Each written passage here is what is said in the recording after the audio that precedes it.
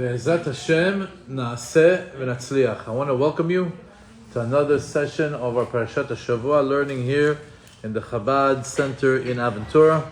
Tonight's class is called The Fate of the Ones that Distance God's Children from God. Fancy title, but a huge life lesson. You're going to love this one. Be'ezrat Hashem. Imir Hashem. Before we get started, I'd like to give some honorable mentions and dedications to the following people. Yitbarach Shemo Shel HaKadosh Baruch Hu. Be'ezrat Hashem, that this class will be to the Ilui Nishmat, in honor of Jacqueline Bat Alia and Tova Shindel Bat Alta. Also to the Ilui Nishmat of David Ben Zohara, Yaniv Ben Rina, Michelle Ben Zohara, Aviv Ben Vivi, Arav Moshe Cordovero from Tomer Devorah. Tonight is his yahrzeit. Avraham Yoshua Ben Sultana, Simon Ben Alia, Mazal Bat Luna, Yitzchak Ben Sevilla, Nisim Ben Meir, Rachel Bat Bela, Yaakov Ben Tamar, Suzanne Bat Shava, Yehuda Ben Haron, Brendel Bat Meirdov, Shalom Ben Zohara, Chana Bat Chava, Kanshi Bat Brendel, Tzion Ben Dina, Rachel Bat Alice, Meir Ben Rebecca, Sultan Bat Frecha. And also for this class should be to the Refuah Shelema of Amram Ben Zohara, Daniel Bat Mazal, Shaul Yosef Ben Garaz, who needs our prayers and needs this Torah learning very much so today, and the situation that he's in. Be'ezrat Hashem, that Hashem give him bracha, b'atzlacha, and Yeshua, and Refuah, and Briut. Daniel Bat Mazal, Yaakov Ben Dina, Gabriel Ben Mashiach, Keren Chava Bat Dona, Nir Ben Yehudit, Chaya Yael Shoshana Bat Chana Fredo, Leah Said Bat Yael, Heleni Orna Bat Chenchana, Uhuva Bat Shendel. Also, this class will be to the Zivug Hagun Mishor Shishmatam, to Inbal Bat Jacqueline, Guy Ben Dina, Shena Henshi Bat Le Gittel, Eli Ben Shula, Yehudit Bat Sarah Imenu, Tamar Adina Bat Devorah Miro, Yosef Ben Sarah, Rachel Leah Bat Pharaoh, Shaked Bat Revital, Shir Bat Revital.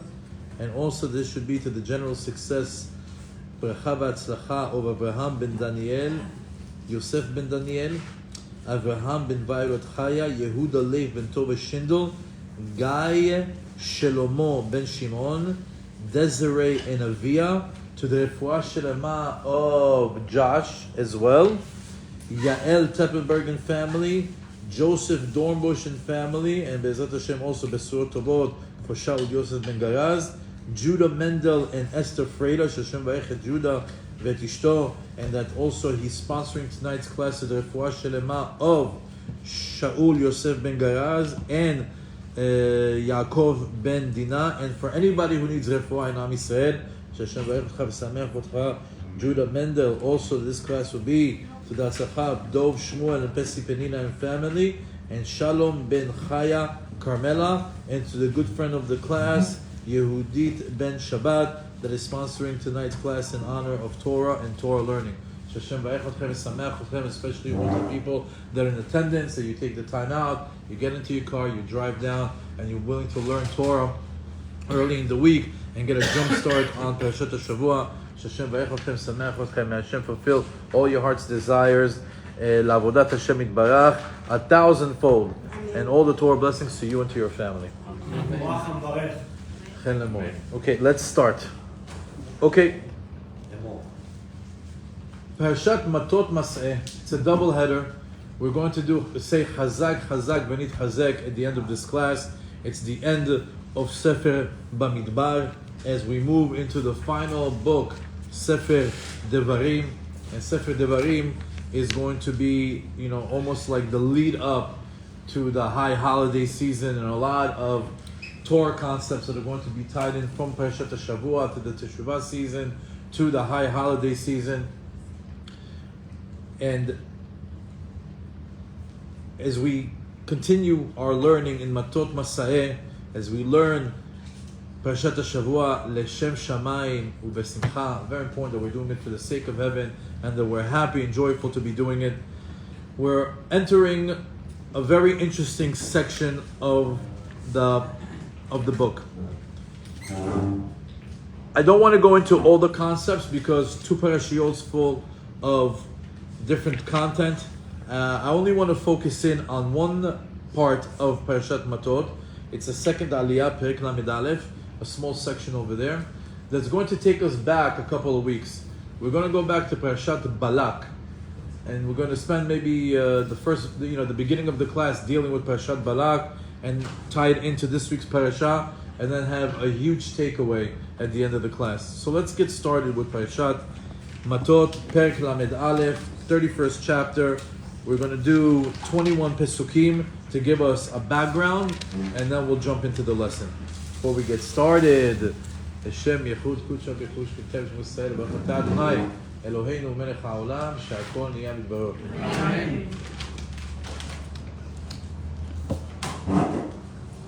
Vaydaber Adonai el Moshe lemor. Hashem speaks to Moshe and he tells him, Nekom nikmat bnei Yisrael me'et hamidyanim. Hashem says to Moshe Rabbeinu, take vengeance against the Midyanim, the Midianites, over what they did to the Jewish people. Ahar ta'asef el amecha. And after that, you will be gathered onto your people, meaning you're going to pass away.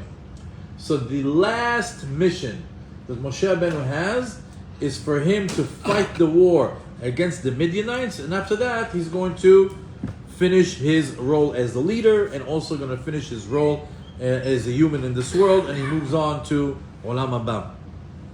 Vaydaber Moshe la'am le'emor, Echaletzu b'itechem anashim latzava, ve'yu al Midyan latet nikmat Hashem b'Midyan. Moshe tells the nation, bring a legion of people from within from within the nation to fight the war, as it's our turn to seek vengeance from the Midianites. Not Midianites, Midianites. Right? It's two different things. Right? Midyanim. Elef lamate, elef lamate. It should be 1,000 from each tribe, 1,000 from each tribe. Lechol matot Yisrael tishlechu latzava. From every single tribe, they should enlist 1,000 people in order to come to fight the war, to be part of the army. Vaymasur me'alpei Yisrael elef lamate, 12,000 chalutzei tzava. The Jewish people followed the instruction of Moshe Rabbeinu. Each one gave 1,000 of their best warriors, and they had 12,000 enlisted for the war, to be part of the army. וישלח אותם משה 1,000 למטה לצבא, אותם ואת פנחס בן אלעזר הכהן לצבא, וכלי הקודש וחצוצרות התורה בידו. Moshe Rabbeinu took the 12,000 soldiers, 1,000 למטה לצבא, ואת פנחס בן אלעזר, he also took Pinchas, the son of Elazar, who's obviously as a Kohen, as well as the sacred vessels and trumpets for sounding in his hand. Because when the Jewish people went to war, they went with the sacred vessels, and a little bit we'll see what they are, and also with the trumpets where they would use it to announce when we're settling, when we're encamping, and when we're going to war. ויצבאו על מדיין כאשר ציווה אדוני את משה ויהרגו כל זכר. And they amassed around the nation of Midian the way that God commanded by the way of Moshe, and they killed every male of the Midianites. ואת מלכי מדיין הרגו על חלליהם את אבי ואת רקם ואת צור ואת חור ואת רבע, 5 מלכי מדיין. And they killed on top of the Midianite men, because so you can imagine there's all like dead bodies everywhere. On top of them, which is interesting later on, we'll see why they were on top of them. They killed the 5 kings that gathered together to fight the Jewish people. And who were they? Evi, Rekem, Tzur, Hur, and Reva. The 5 kings of Midian at that time, they were all killed. ואת בלעם בן בעור הרגו בחרב. And Bil'am, remember, the wizard, the sorcerer from Parashat Balak, he also got killed, and he got killed by way of a sword. וישבו בני ישראל את נשי מדיין, ואת טפם, ואת כל בהמתם, ואת כל מקניהם, ואת כל חילם בזזו. And the Jewish people that went to war, the 12,000 soldiers, captured the women of Midian and their children and their animals and their livestock and everything that they had, all their belongings, they also took. ואת כל ערי במושבותם ואת כל טירותם שרפו באש. And all their cities and all their dwellings, they burnt by fire. ויקחו את כל השלל ואת כל המלכוח באדם ובהמה. And they took all that they took. Let me see what's the word that they gave over here. And they took all the booty and all the captives of the people and the animals. And whether it was people, human beings, or animals, uva behema. והביאו אל משה ואלעזר כהן ולדד בן ישראל את השבי ואת המלכוח ואת השלב אל המחנה אל ערבות מואב אשר ידן יריחו.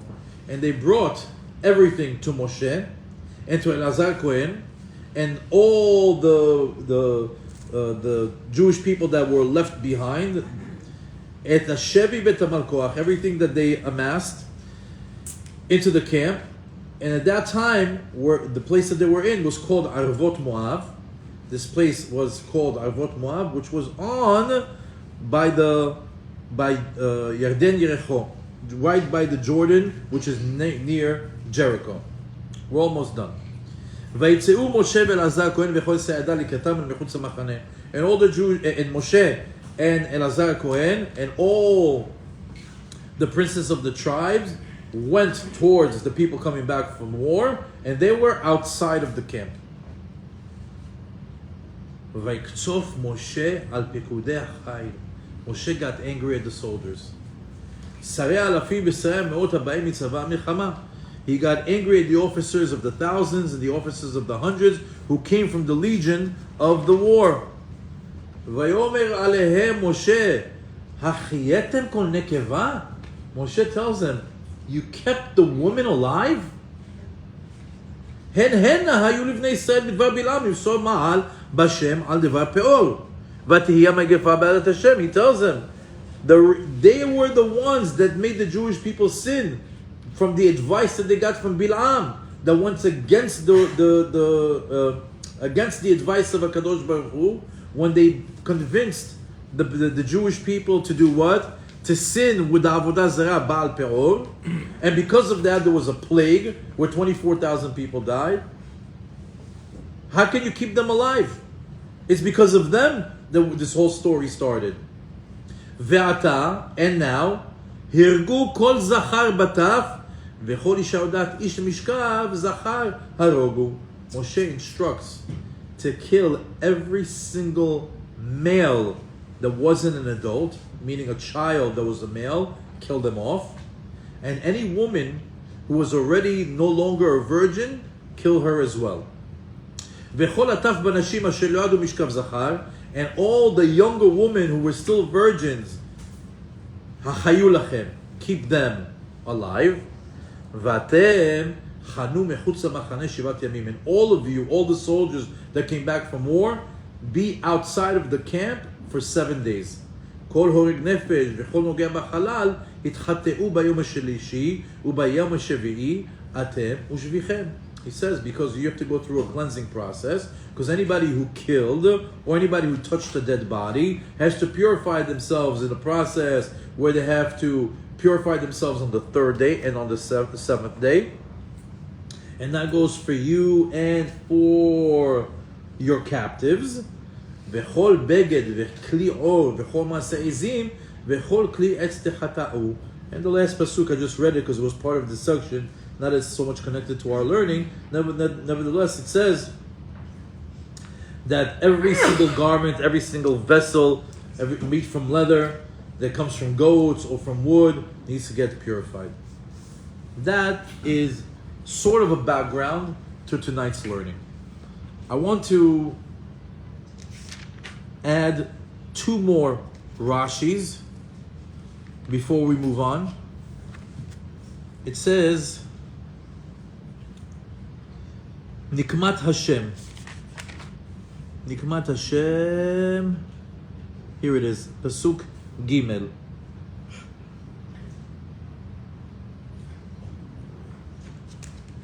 No.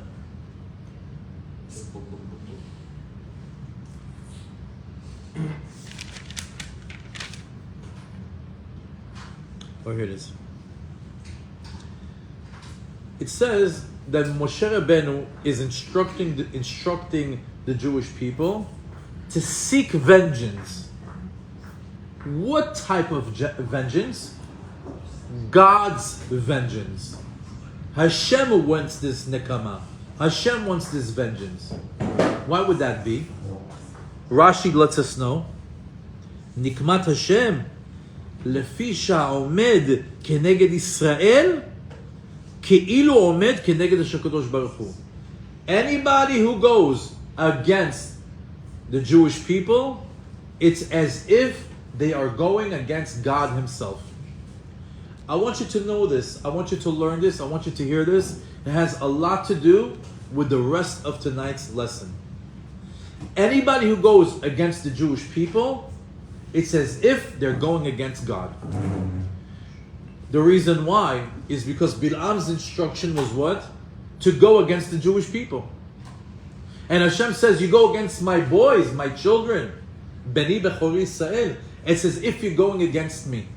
By way of Sifri and by way of Midrash Tanchuma, they let us know, Ha'omed kenegel Israel, anybody who goes against the Jewish people, Ki'ilu omed keneged HaKadosh Baruch Hu. It's as if he's going against God. So I just want to stop and just say, right now, with all this anti-Semitism, with all this war, with everything that's going on in the world, when they are against the Jews, who are they really against? They're really against God. As a matter of fact, it's incredible. Not that it has anything to do with it, but it's interesting to know, and it's worth mentioning. There's the Olympics right now. Not that I'm watching it at all, but every once in a while, God makes me see a video for some reason. So you see, they're there for a soccer game, right? So there's an interviewer saying, "Oh, which team are you for?" "Oh, I'm for Malta." "Oh, Malta team. Okay." They ask him, "Oh, you're facing, I guess they're facing Israel. What now? What about Israel?" He's like, "Oh, Israel. Oh, they're an okay team. I think we're going to beat them." So they saw, I don't know what happened, but out of nowhere, they were just talking about soccer. They were just talking about sport. All of a sudden, somebody said something positive about Israel, that they're a strong team. Immediately, jerk reaction. Free Palestine. Free. What happened? We're just talking about soccer. We're in the Olympics. It's beneath the surface. It's like right there. The hate is so palpable. It's right there. It's no longer about anything else. The minute we're talking about sports, oh, Jew, hate. And keep it, and this is a chain reaction. They hate Jews because of Palestine. No. You have to understand. They hate Jews because we represent God in this world. And God is order. God is justice. And when you're wicked, and when you're corrupt, and when you don't have anybody, you don't want to have a spiritual experience in this world, when all you want is somebody to tell you, all you want is for somebody not to tell you how to live your life, but rather have no boss. I do what I want. And all to please the physical desires. What is that? That's the goy. So when he has a Jew that represents that, what happens? It rubs him the wrong way. I hate you. How do you say I hate you in 2024? Free Palestine. So it's another way of saying I hate the Jew. I hate God. And by the way, how do we know this? Where was Moshe Rabbeinu buried? It says that Moshe Rabbeinu was buried right next to Baal Peor. Wherever that Avodah Zarah was, that disgusting idolatry where people defecated, it was a way of serving it. What happened? Hashem says, you are going to be buried right next to him. Where's the honor to Moshe Rabbeinu? Where's the honor to the great leader of Am Yisrael that he should be buried next to such a hideous Avodah Zarah? And Chazal tell us, you know why? It's because every single year that Avodah Zarah comes up and says, maybe it's time for Baal Peor to come into this world and take over. No borders, no rules. Because keep in mind, people, even when they're home by themselves, when they go to the bathroom, you know what they do? They close the door. Meaning, it's like, it's privacy. It's something that, most people will not, God forbid, pass a certain level of respect even with themselves. You can see people that are in the home by themselves will close the door when they go to the bathroom. Baal Peor, what do they do? No, the thing that is most private will do in public in front of everyone. So Baal Peor says, we want a society with no limits, with no rules. So Moshe gets up and says, not as long as there's a Jew in the world. As long as there's a Jewish people in this world, Baal Peor, there's no room. We live within a box. We have our guidelines. We believe in HaKadosh Baruch Hu, and the little bit that we are, that less than 0.5% that we are in the world, is what's going to offset 9 billion of people that want to go off the derech. I just wanted to give a little bit more background to this particular Rashi. Nikmat Hashem. Hashem wanted to seek vengeance on the Midianites. Why? לפי שהעומד כנגד ישראל, כאילו עומד כנגד הקדוש ברוך הוא. Anybody who stands against the Jewish people, it's as if he's taking a stand against God. Another Rashi, it says that they killed Bilam b'cherev, with a sword. Who cares? Who cares how they killed Bilam? Why is it so important for us to know that they killed Bilam with a sword? Well, Rashi tells us, who, by way of Midrash Tanchuma, hu ba'al Yisrael ve'echlif umanoto be'unatam.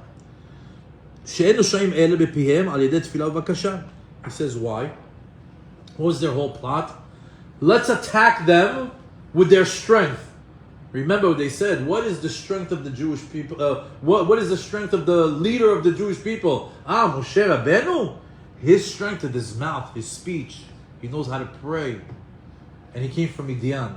We'll get the complete opposite of Moshe Rabbeinu in the side of Tumah. Who is that?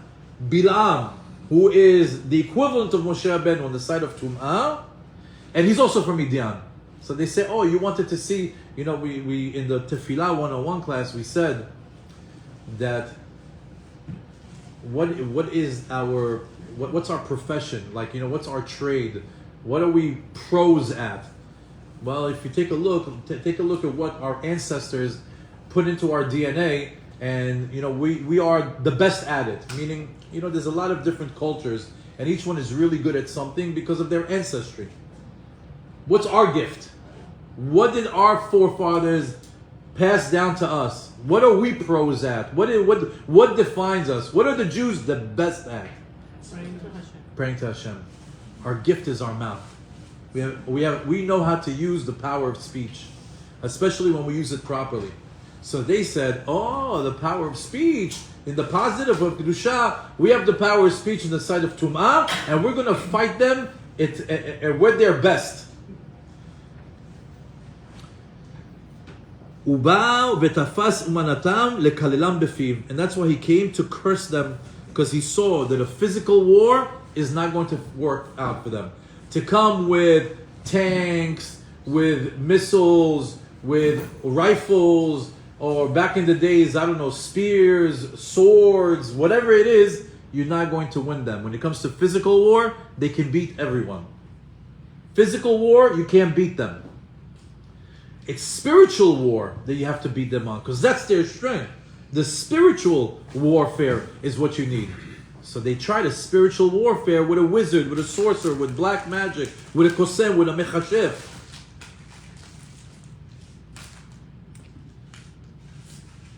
So when the time came to seek vengeance, what does Hashem say? Now go to war. But this one's not a spiritual war. This one is a physical war. Because why? What's their strength? Physicality. The Gashmiut says go kill them in their trade. And what they're strong in. That's why it says to kill them b'cherev.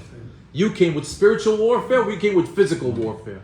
And that's why specifically it was chosen שנאמר ועל חרבך תחיה, as it says about Esav, that they live and die by the swords. הם החליפו אמונתם באומנות, האומות שבהן בחרב, and we switched our profession of being professional prayers or professional people that use their speech in a positive way, and we said no, now we're going to become pros at physical warfare, and they won. Midah keneged midah. They wanted spiritual warfare, we hit them back with physical warfare. It's good to know those two pieces of information because they'll serve as a foundation for the rest of the class. What was so serious? I want to ask a few questions. We'll start with an easy one. What was so serious in the eyes of God that He appointed Moshe's final mission, Linkom Nikmat Midian? Go seek vengeance on the nation of Midian. What was so important? Because at the end of the day, let's just say, maybe we could have de-escalated. Okay, the girls came, they tried, they didn't win. Okay, move on with life. We lost a few men. Move on with life. Everybody learned a lesson. Move on with life. Hashem says, no. Go back. Go back. We need to do more. We need to seek vengeance. Why? So, we'll start off with Imre Noam.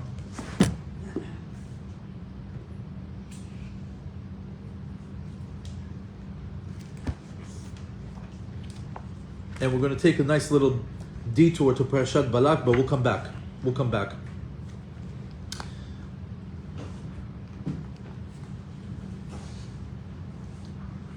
First things first, it's worth mentioning that it's not just 24,000 people that died. 24,000 people that died were only the 24,000 from the Shevet Shimon. It was just from the tribe of Shimon that passed away. You'll be shocked to know the real number. It says in Parashat Balak, כל ניסיותיו של בלעם לקלל את עם ישראל לא הצליחו. All his attempts to curse the Jewish people did not work. So when Balaam saw that his cursing is not going to be effective, he gave an advice, an itzah ra'ah. He says, let me give you an advice on how to defeat the Jewish people. I can't curse him, and you can't go to war with him. So what can you do? How do you defeat the Jewish people? האלוקים של אלה, האלוקים של ישראל, שונא זימה. It's one thing that I know about God. He can't stand promiscuity. He can't stand illicit relationships. He can't stand when the Jewish people don't act in a holy way. He says, so I give you the advice, since Hashem can't stand that, go anger their God. תשלחו לשם את נשותיכם ובנותיכם הנאות ביותר. Send over there the most beautiful women that you have, even your wives, in order for them to להכשיל את עם ישראל בדבר העבירה, in order to make the Jewish people sin, to fail in that sin, ועל ידי זה הקדוש ברוך הוא יכעס עליהם ויעניש אותם. And because of that, God will be angry and God will punish them. That was his advice. Physical warfare, can't do nothing. Spiritual warfare, nothing. He shut down. What did he give? He says, I know that there's something that angers God. Let's anger their God. And we remember from Parashat Balak, that's what happened. The Jewish people were in Shittim, the place called Shittim. And why was it called Shittim? Because Ruach Shtut nichnas behem. They had a spirit of stupidity that entered them, that makes them make mistakes. באו לשם אותם נשים מקולקלות ששלחו המואבים והמדיינים, and all those rotten women from the nation of Moab and the nation from Midian came to the Jewish people, והכשילו את עם ישראל בעבירה, and they were successful at making the Jewish people sin.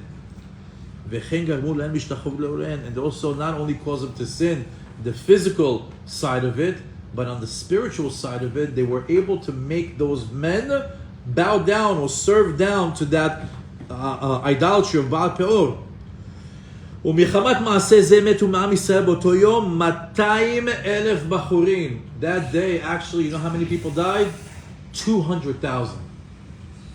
24,000 was just a statistic about the tribe of Shimon. But all of Am Yisrael, 200,000. How do we get to that statistic? It says, Moshe told the Nesi'im, the princes of the tribes, להרוג את כל הנצמדים לבעל פרעה. Anybody who got close to this idolatry, served it, kill him. How many Nesi'im were there? 88,000. There were 88,000 that held a high position within society. וכל אחד מהם הרג שניים. Every single one killed two. We see that in Rashi in the Midbar, in Sefer Bamidbar, Rashi brings it over there. So we see 88,000 times 2 is how many? 176. 176,000. 176,000. What's 176,000 plus 24,000 from the tribe of Shimon? 200,000. So it's time to get them. Seek vengeance for the murder, not for the murder, for the fact that 200,000 people died because of them. Now, interesting side or background to the players of the story. Again, we're going back a few weeks back to Balak and Bilam. Remember, Balak and Bilam, both of them were sorcerers, both of them were wizards. They combined together to plot in order to curse the Jewish people, and they weren't successful. And later on, the whole story with Bnot Midian and Bnot Moab that went and made the Jewish people sin.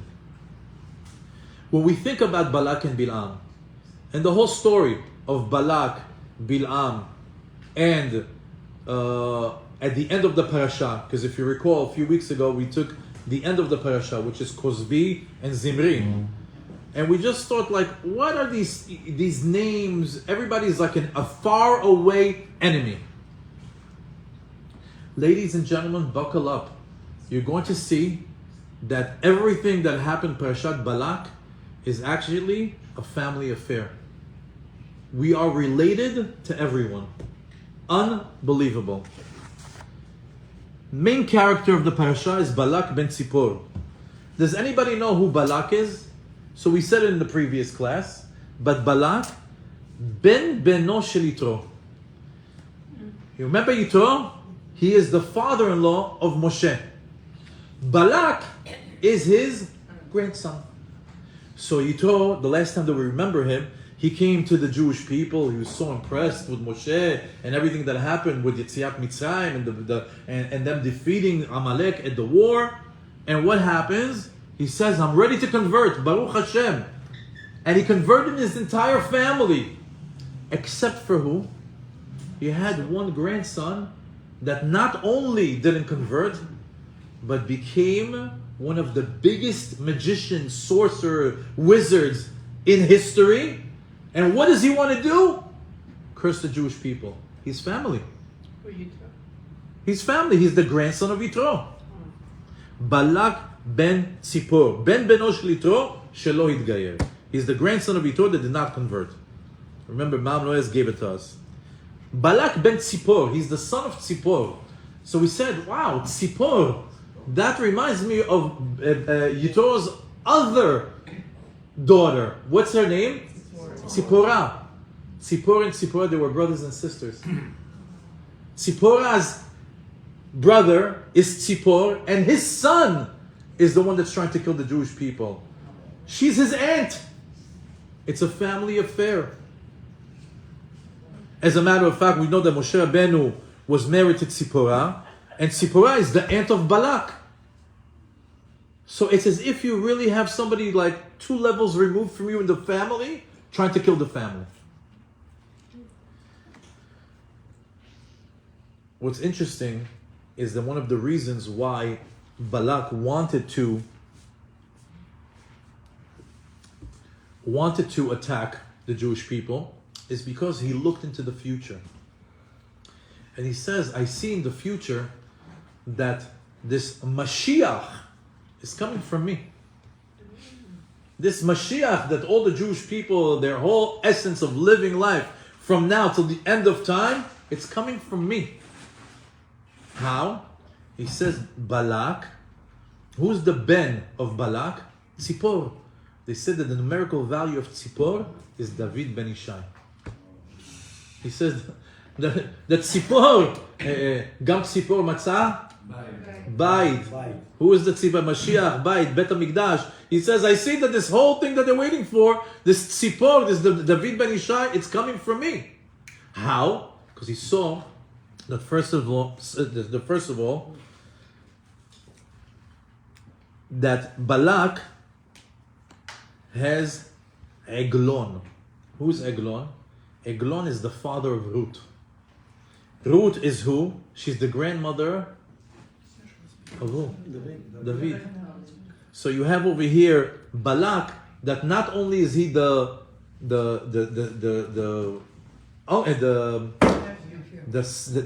the uncle? No, he not only is Tzipporah his aunt, not only is he the grandson of Yitro, but he is the grandfather of Eglon. Eglon is the father of Ruth. Ruth is the grandmother of David ben Ishai. In other words, if we go down to David ben Ishai, his great-great-great-grandfather is Balak. How connected are we to David ben Ishai?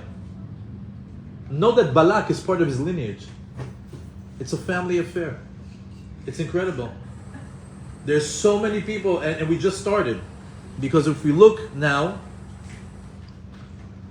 by the way, for those of you that like Gematria, Tzipor is 386. David ben Ishai, also 386. Who's Bilam? Who is Bilam? Bilam, Chazal tell us, who Lavan. Remember Lavan?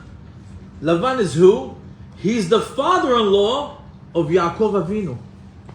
Remember, Lavan is the father of Rachel and Leah that got married to Yaakov. Now Chazal tell us Bilam is three things. Either he's really the Lavan and he lived all these years, or he's the grandson of Lavan, so he's from his lineage, or he's the reincarnation of Lavan in Bilam. Any way you slice it and dice it, it's Lavan. Who is Lavan? Lavan is like Yitzhak Avinu. Just like Yitzhak Avinu is the grandfather to the 12 tribes, Lavan is the grandfather to the 12 tribes. It's a family affair. Everywhere you look, everybody's family. Everybody's family. We continue. Zimri ben Salu. Who is Zimri? So we said he was the prince of the tribe of Shimon. Chazal tell us that he was, Zimri ben Salu had many names. In the previous class we gave his 5 names. Shelumiel ben Surishadai, Shaul ben Akenanit, Zimri ben Salu. He had many different names for him. I think he even has 2 more names. Zimri ben Salu is called, it's Masechet Sanhedrin, on the 82nd page on the second side says, Zimri ben Salu, that guy that stood up to Moshe, the one that was with Kozbi Batsur, you know who he was? He was Shaul ben Akenanit. Who's Shaul ben Akenanit? He is the son of Dinah and Shechem. Remember, Dinah was raped by Shechem? The offspring, the child that came out of that is Shaul. Shaul ben Kenanit. No, sorry, not the offspring. Is the offspring of the marriage between her and Shimon. Remember, let me go back. The offspring between Shechem and Dinah was Osnat. That was Osnat. She was so embarrassed to come back home. She says, no, I stay with Shechem. Leave me here. I'm not going back home. It's too embarrassing. Nobody was going to help her. Shimon, her own brother, says, come out from there. I'm going to marry you. And because Shimon said he would marry her, she came out of Shechem, and Shimon and Dinah had a child. His name was Shaul ben Kenanit. Shaul, Kenanit is Dinah. Shaul is another way of saying something negative about a person, Kenanit. And Shaul was from that offspring, which, by the way, when they left Egypt, when they entered Egypt, he was 7 years old. And when they lived in Egypt, it was 210. So that's 217 years. In the desert was another 40 years, that's 257 years. When Kozbi Batsur came to him and she said, I'm looking for the biggest one in Am Yisrael. I heard it's Moshe Rabbeinu. He told her, Moshe Rabbeinu, I'm better than Moshe Rabbeinu. I'll tell you why. Because there are tribes. There's Reuven, there's Shimon, there's Levi. I am from Shimon, I'm before him. My tribe came before the tribe of Levi. And he says, and not only that, how old is Moshe Rabbeinu? Moshe Rabbeinu is 120. I'm 257. Wow. I'm the greatest one here. So we see that even Zimri, well, we know he's part of the tribes, but he is also part of the chain. Who's Kozbi Batsur, the one that he sinned with? She was the princess of Midian. Who's her father? Who was the king of Midian? Balak ben Tzur. As we said, that they killed Tzur over here. So she was the daughter of Balak. So who is she? So her great aunt is Tzipporah, and her great uncle is Moshe, and she's coming to seduce Moshe Rabbeinu. It's a family affair. The entire Parashat Balak, everything there is our family. It's the bad side of the family trying to kill the good side of the family. It's a soap opera. It's still a family affair. It's still a family, everything. Unbelievable. So sometimes when you read the story or when you see the Pesukim, you don't connect the dots to see who are these people, how close or how far are they from us. Extremely close. How close? Family close. We share grandparents, we share aunts, we share uncles. Furthermore,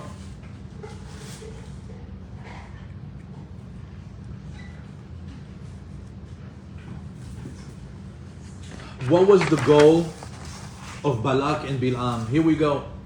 We know that Bilam, if he was Lavan is famously known, it says that he wanted to uproot Ma'ikar, from the Shoresh. Lavan wanted to uproot the whole beginning of the Jewish people. Very quickly, just to give you reference. How was it?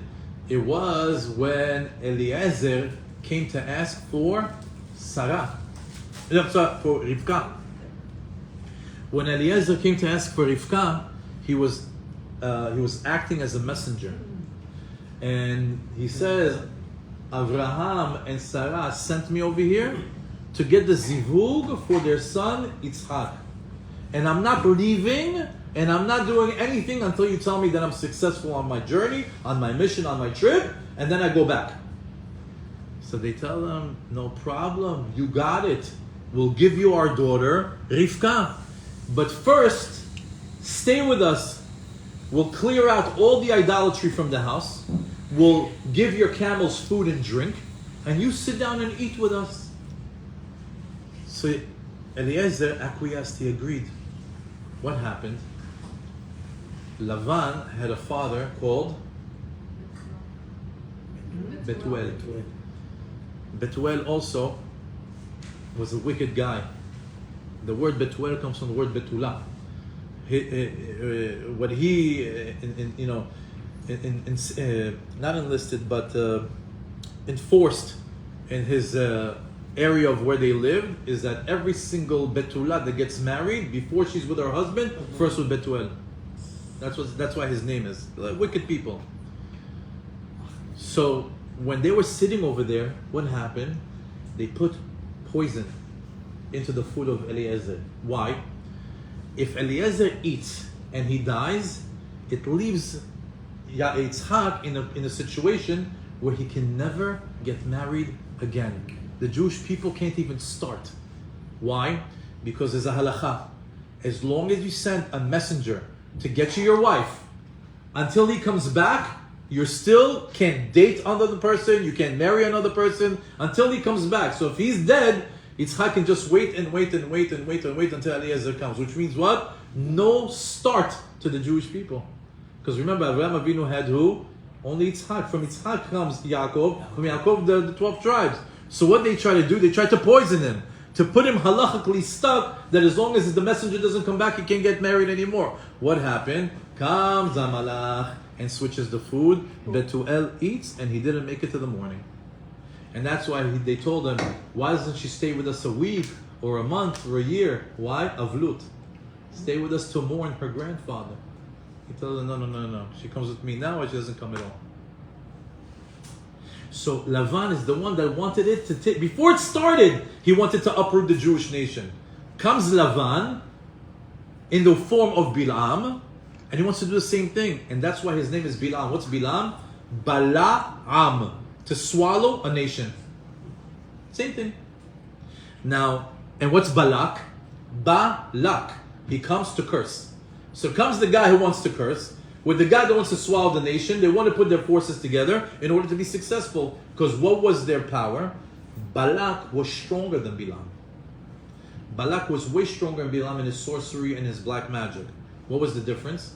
The difference is that Bilam knew the right time. When's the right time to use sorcery and magic and black magic? So he says, I need you and I need my power. We combine it together, we'll be successful. However, if you combine their names, if you take the name Balak and you take the name Bilam, it forms two words. Amalek Balev. Watch. Let's take Bilam. The last two letters of Bilam, Ain Mem. The last two letters of Balak, Lamet Kuf. Ain Mem Lamet Kuf, Amalek. The letters that are left over, Bilam has Bet Lamed. And Balak has Bet, which is what? Balev. Amalek Balev. That's what was in the heart of these two individuals. The same intention of Amalek. And what was the intention of Amalek? We know that Amalek, after Yetziat Mitzrayim, they go to war. The whole world knew about the splitting of the sea. The whole world heard about the great metropolis, not the great metropolis, the great kingdom of Paro being demolished by the 10 plagues. Everybody heard about the mightiness of HaKadosh Baruch Hu. Comes Amalek on a suicide mission, and they say, we don't care. If you represent holiness in the world, we have to fight you. Even if we're going to die. As long as you're here, we're going to be here. As long as you're going to represent holiness, we're going to be the ones that are going to be here to stop holiness in the world, to stop Kedusha in the world. But you're going to die. We don't care. We're willing to die to stop holiness. That's Amalek. And they said that, what was their logic? You just want to cool the burning hot bathtub, as it says in Rashi over there. He says, yes, the water is boiling hot. Anybody who jumps in is going to die. But the more bodies that jump in, what happens? The bath water cools and cools and cools, and eventually people won't die. People will fight against holiness and Kedusha, and they won't die. We're willing to take the first dive in. Amalek Balev. That was the same thing with Balak and Bilam. They just wanted to destroy the Jewish nation. As a matter of fact, in this next section, you're going to see the approach that many nations had throughout history and throughout time, that they wanted to stop the wedding and cause a divorce. We're going to see that a nation came to stop the wedding, and another nation came to create a divorce. Amalek רצה לקרר את עם ישראל בדרך לחופה, למתן תורה. We know that the Jewish people were on a 50-day journey from slavery, from leaving Egypt, and 50 days later they have a rendezvous with God, Har Sinai, Matan Torah, the wedding. The Jewish people is the Kala. HaKadosh Baruch Hu is the Chatan. Har Sinai is the Chuppah. The Luchot HaBrit is the Ketubah. They're on the way for a wedding. Who's trying to stop the wedding? Amalek. On the way to the wedding, they said, "Oh no, cool down, cool down. What are you crazy about?" It's like, somebody's about to get married and you get like this jealous friend that says, "What are you so crazy about him? No. I hate his haircut. He's so overweight. That's really his job?" You're like, "What am I?" He's like, I just thought he was the greatest guy in the world. I'm about to marry him. You're cooling me down. You're giving me second thoughts. I'm going to start to get cold feet. Cold feet. That's what Amalek was doing. Oh, you think you have a mighty God? Look at us. We're fighting you. We're not scared. They tried to cool the fervor, the enthusiasm, the excitement that the Jewish people had towards their wedding night of Matan Torah. That's what Amalek represents. They tried to, Amalek also is numerical value 240, which is also the numerical value of Safek. Safek. Doubt. They like to instill doubt, because when you start to have doubt, that's when the Yetzer Hara can come and grab you. When you have emunah, when you have bitachon, that's you and HaKadosh Baruch Hu. There's that kesher, that bond. Nobody can come between me and God. But when you don't have emunah, when you don't have bitachon and you have doubt, know that safek comes from the Amalek side that's inside of you. And by the way, we have Amalek inside of us. How do we know?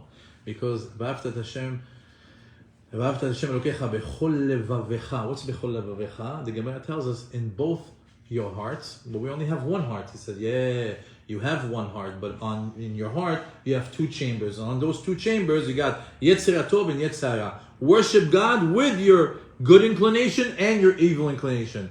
They say, who is every single nation has a governing minister in the heavens. Sar Shel Umah. Every single entity, every single nation has a governing angels in the Shamayim.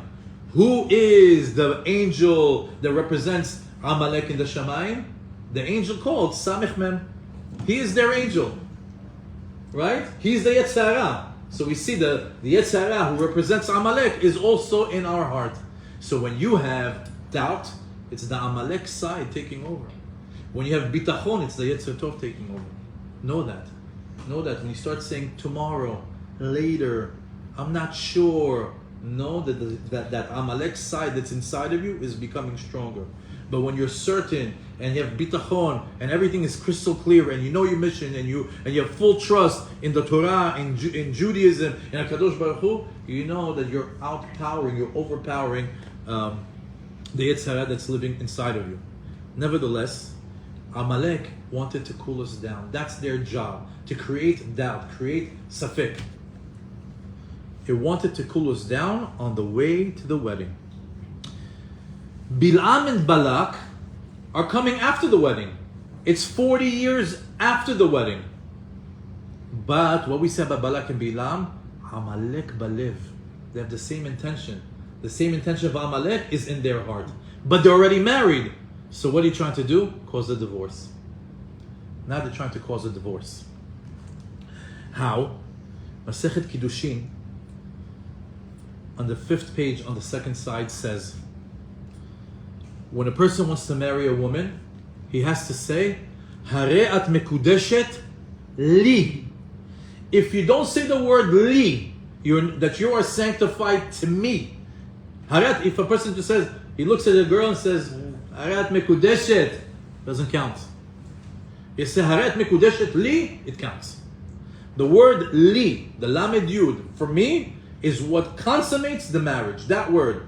That means you chose a woman and you said that you are for me. You separated her from the rest of the world. You are for me. As you say, Ani ledodi vedodi li. Hashem separated us from the entire world. Say you are for me, and we choose Hashem and say we are for you as well. So Hayat mekudeshet li. Lo amar li lo mekudeshet. Doesn't say the word li. She's not sanctified. She's not married. The Ben Ish Chai says on that word li something very interesting.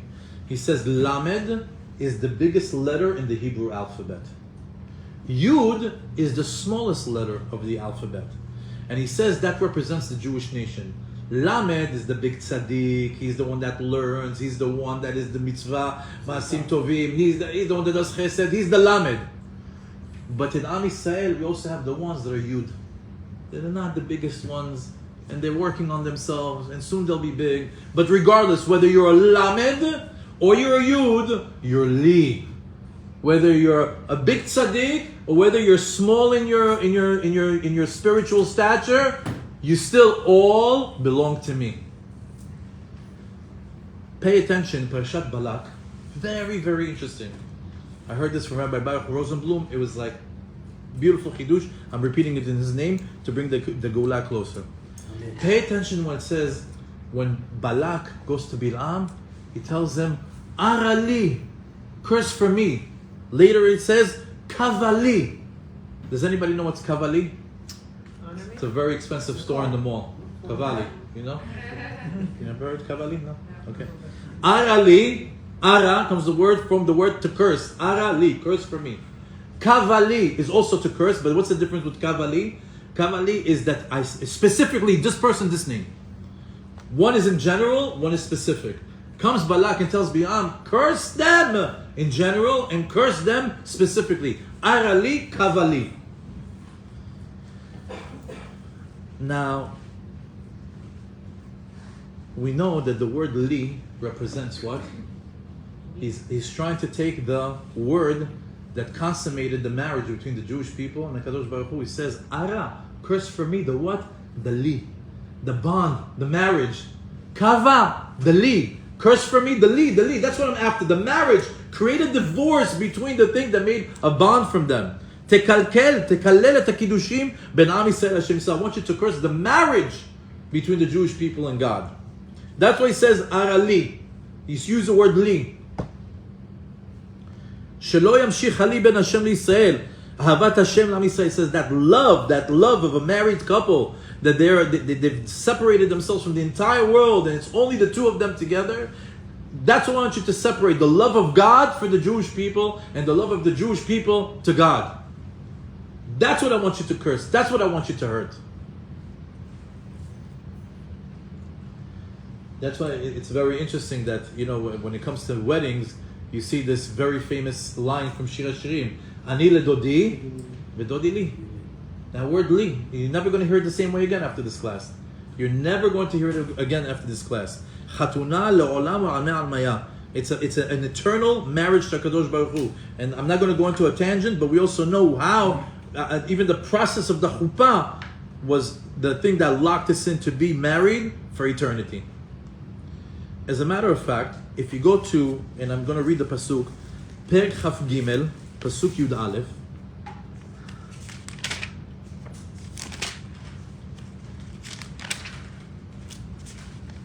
When you read the pasuk, it's completely different from, after this introduction, completely different it's going to sound.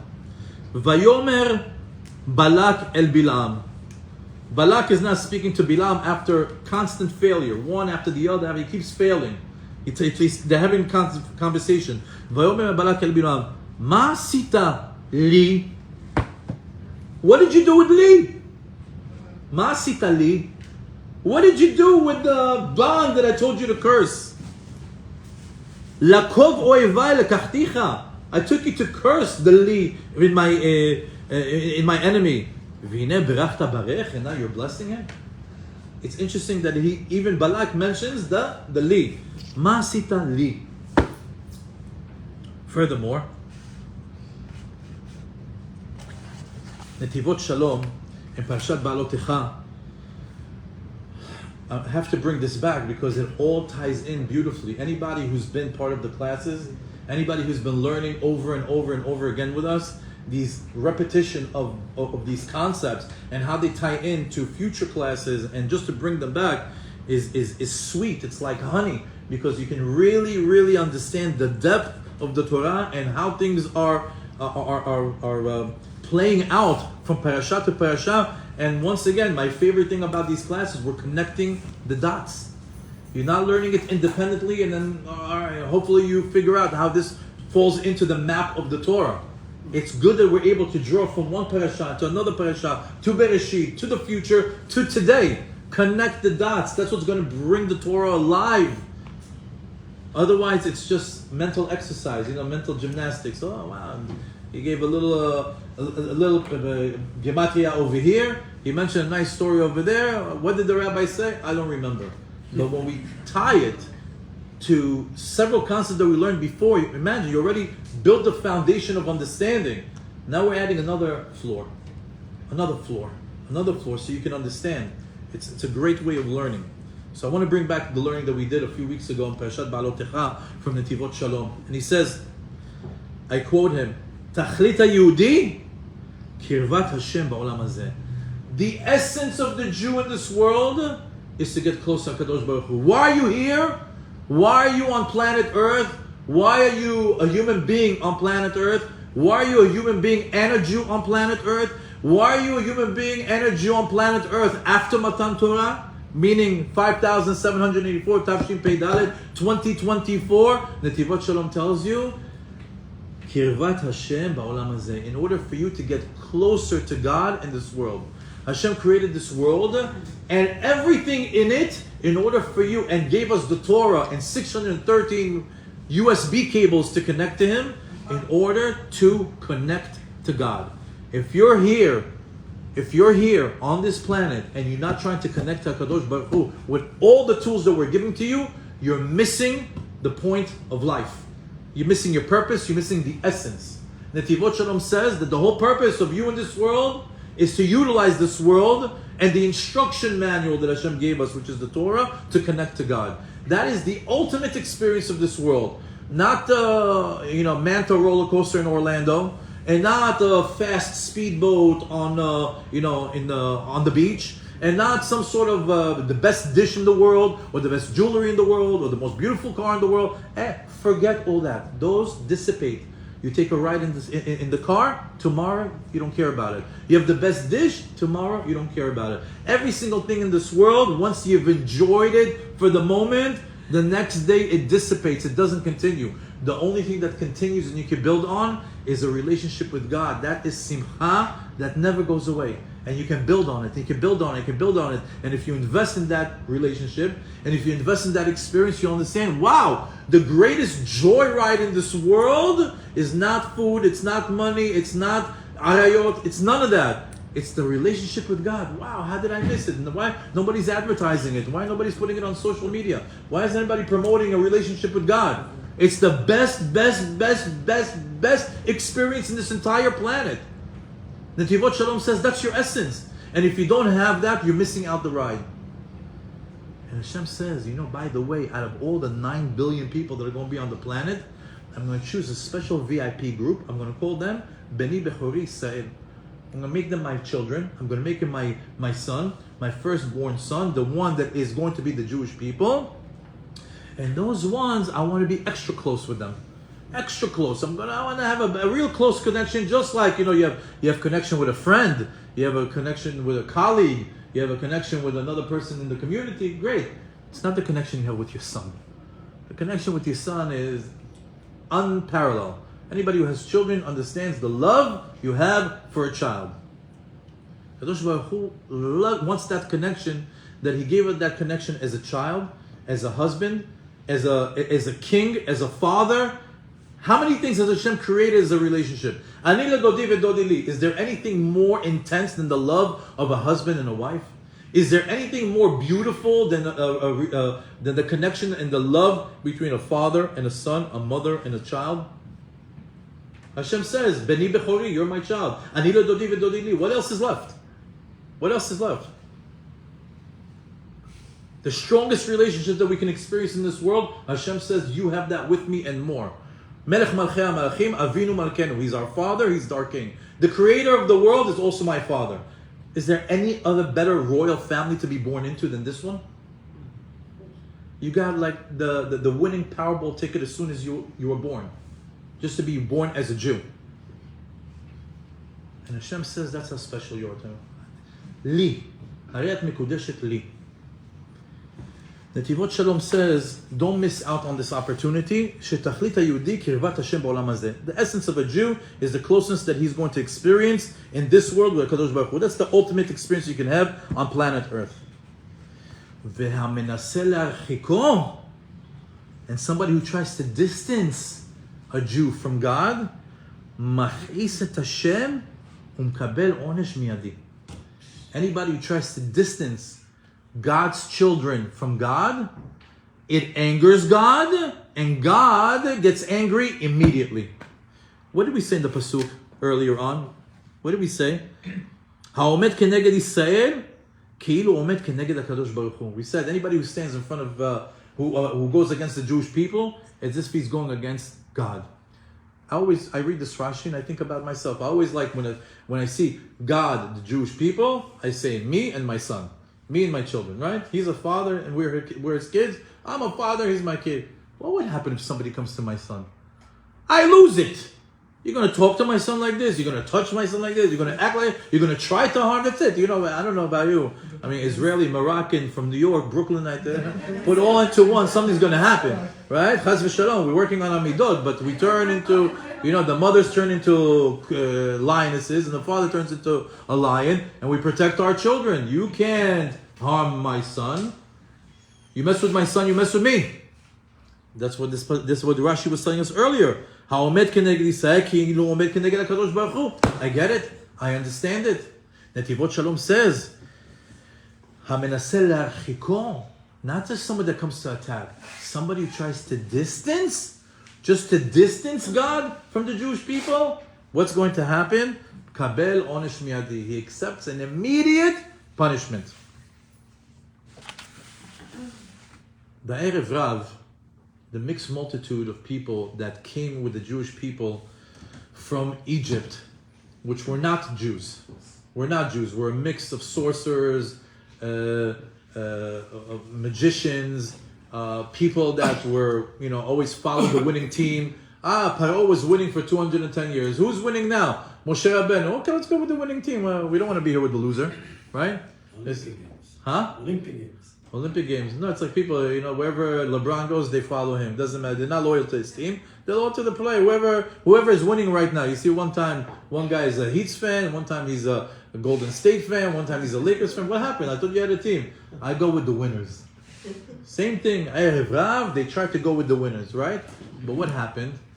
When they saw that they're not able to hang with the winners, they're not able to hang with HaKadosh Baruch Hu and his people because of the laws, because of the Torah, because everything that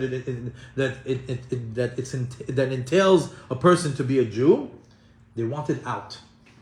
And they gave us a hard time. And they gave us a hard time in 3 different places. And we saw it in the Asafsuf, we saw it with Amalek, and we saw it with Balak and Bilam. Let's take a look. 3 different groups of people that tried to distance us from HaKadosh Baruch Hu. First was the Asafsuf. Remember the Asafsuf? What did they do? רצו להרחיק את עם ישראל מהשם. Remember, they were the ones, fake news, right? They put up the sign, they said, cucumbers. You saw another sign, melons. Another sign, meat. Wow. I guess they're, the fish. They really missed the cuisine from Egypt. But what is it? Fake news. Take down the sign. What's behind them?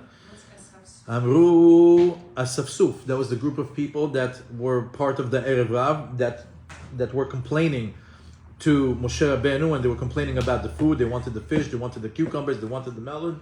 And Amru Basar, they said they wanted meat. But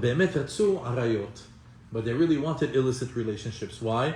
Because we know that the meat acts like an aphrodisiac. It's a food that brings out physical desires. And he said, give us meat. Why? Because the meat is what we want. Because what? We like, they said, Sheta'avu ta'ava. What's ta'avu ta'ava? They desired the feeling that they had for desiring meat, which the meat makes them desire arayot. So that's what they asked for the meat. Not because they really wanted a good steak. Not because they really missed the food. They wanted the end result that makes them sin.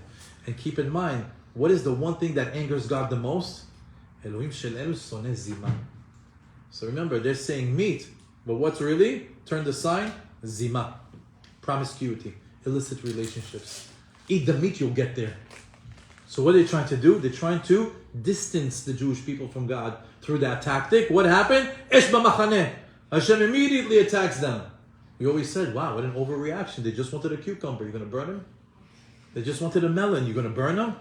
No, because HaKadosh Baruch Hu saw, it's not the cucumber, it's not the melon, it's not the piece of steak. They wanted to bring zima into the camp. And Hashem couldn't stand that. They wanted to distance the Jewish people from God. The next example was Amalek, which we said, What did they want to do? Lekarer et Am Yisrael b'derech leHar Sinai. They wanted to cool the Jewish people down to on the way to their marriage on Har Sinai. And that's why it says over there, Mechet Amalek, where we're instructed to eradicate, to annihilate any remembrance of the people of Amalek. We say, oh my God, what did they do? Okay, so they came to war, they lost, chalk up an L, we took a W, and let's move on with life. No. These guys, eradicate them from the world. Hashem, maybe it's an overreaction, maybe it's too much. No, it's not too much. When somebody comes and tries to cool you down from a relationship with me, there's no place in the world for somebody like that, not even to be alive. Amalek also has to go. Lastly, Balak and Bilam. Balak and Bilam, what is it? Amalek Balev. What was their tactic? Arali, Kavali. They got married already. Where's the divorce? Amalek tried to stop the wedding. We want to cause a divorce.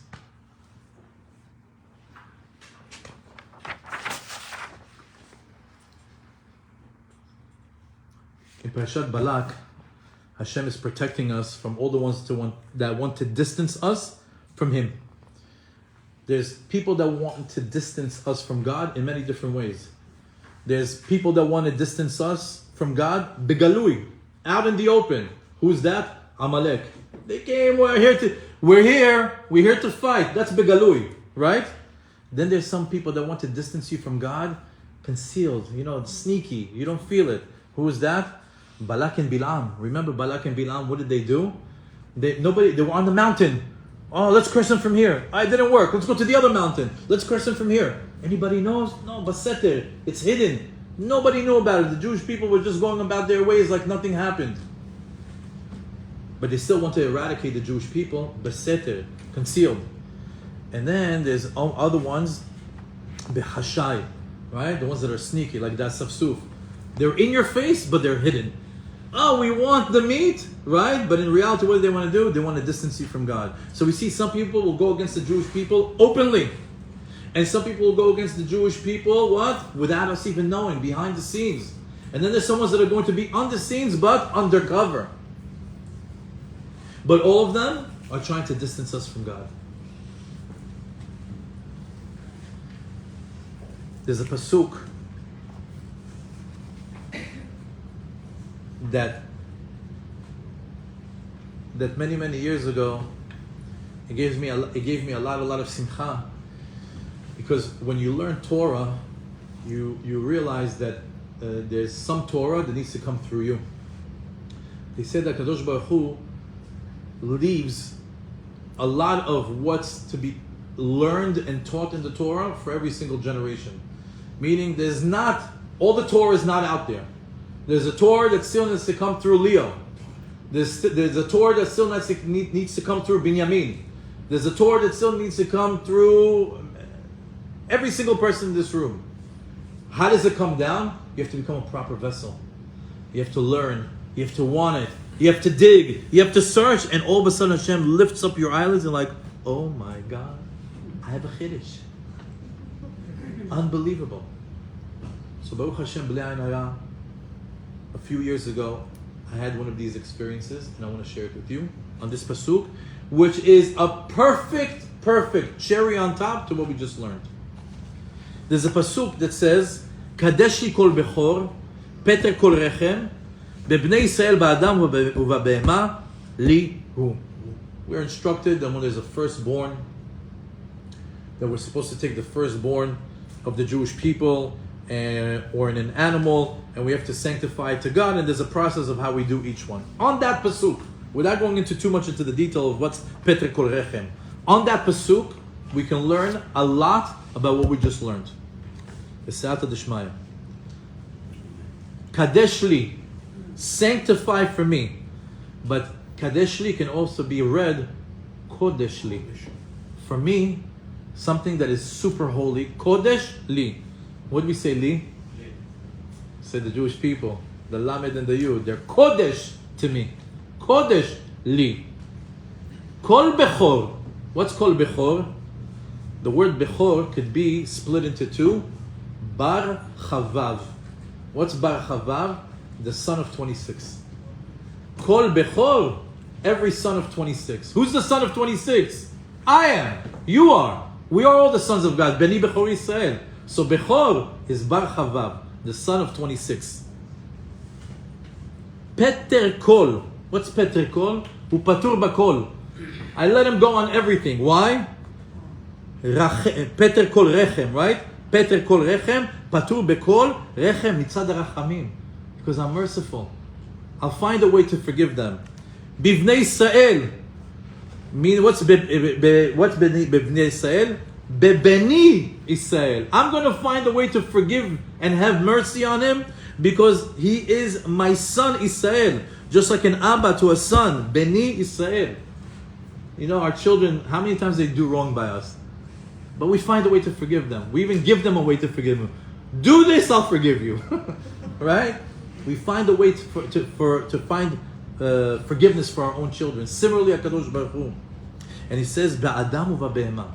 You know, my children, even when they act like an Adam, which is the highest level of Enoshut, we know we said there's Adam, there's Ish, there's Enosh, you know, there's a lot of different levels. The highest level you could say is Adam. When a person is an Adam, the original that Hashem created. Uva behema. And even if he acts like a behema. Even if he acts like a behema, I'll find a way to make him patur. I'll find a way to give him rachamim. Ba'adam v'behema, and it ends off with lihu. Why we say lihu? If he's a lamed or if he's a yud, he's mine. Let's run it back. Kodesh li, every single person is holy for me. Kol bechor, everyone who's the son of 26. Patur bakol, I'll find a way to make him patur because I'm rachem, mitzad rachamim, I'll find mercy. Bebni Israel, because he's my son, I'm going to act like a father to a son. Be'adam u've'behema, whether he's going to act like the highest level Adam or if he's going to even act like a behema. Li hu, the biggest one, this one is for me.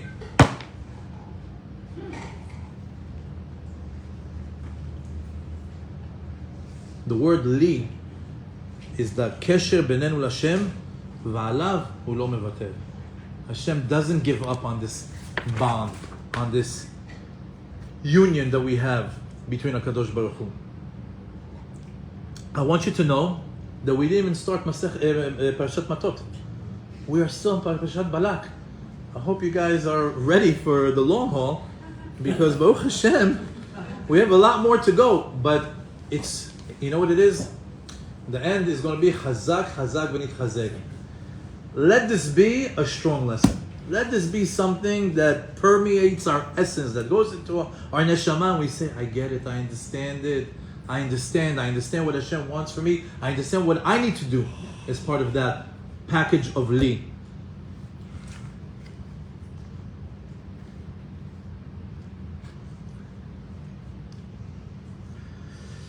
Okay.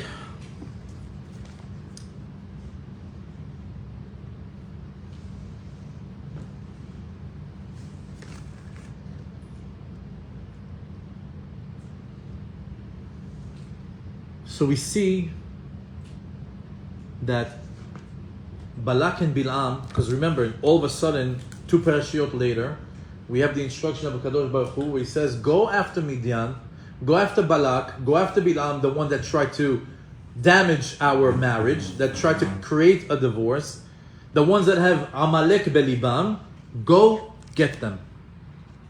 The details of the war against Midian and the death of Balak and Bilam and the kings is also very interesting. As it says in the Midrash,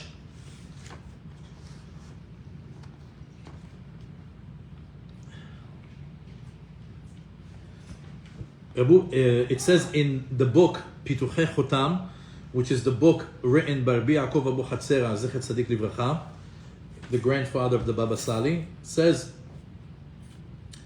that the soldiers that went to fight the Midianim and the soldiers that went to fight these 5 kings and Bilam were specially chosen. Latzet LaMilchama. They were specially selected. Shayu shlemim betachlit be'inyan kedushat habrit. You know what was so unique about this elef lamateh? They never sinned with their brit. They were solid and pure in that department. ומכל שבט נבחרו 1,000 אנשים. He says, and he was able to find 1,000 from each tribe, and then a total of 12,000. And how did they go to war? Pinchas ben Elazar went with the Aron HaKodesh. He went with the tzitz. You know what's the tzitz? The headband that had God's name on it. And Bilam also went to go fight them. By the way, what is Bilam doing there? By the way, because remember at the end of the parasha, he went back to his house. So what is he doing over there? You won't believe it. He found out that 24,000 people died. He says, 24,000, where's my commission? No. He went back. What? He wanted to get paid. To claim his commission. He says, 24,000, my advice worked. Pay me. So you happened to be there at that time. How funny is that? Now keep in mind that who we're fighting over here. Yeah, this is a physical war, right? We're fighting with swords, we're fighting with the weaponry. But don't forget that we have Balak and Bilam. These are wizards, black magic, sorcerers. It says, Shaya Bilam Ose Masek Shafim. He would make black magic. Vaya Mafriach et Malke Midian Ba'avir. He would take all the kings of Midian and he would make them fly. Did you guys ever see what those martial art movies where they're flying in the air? Like that. Where they actually have people flying in the air. He made a kishuf where they're flying in the air. Bilam also was flying in the air. Why? Because he knows that while they're in the air, they can't touch him. Because they're flying. Can you catch somebody that's flying? You can't catch him, right? Comes Pinchas. He took the tzitz, that headband that he had, Nezer HaKodesh, Shalem tzitz Nezer HaKodesh, that Shem Havaya Baruch HaYichakuk Alav, that God's name was written on it.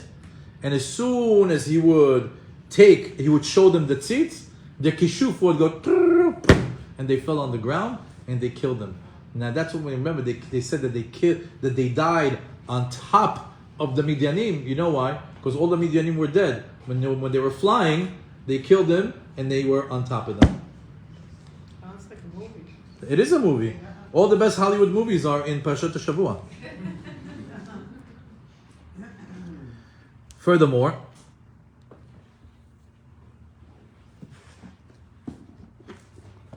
Naam Loez gives us a great insight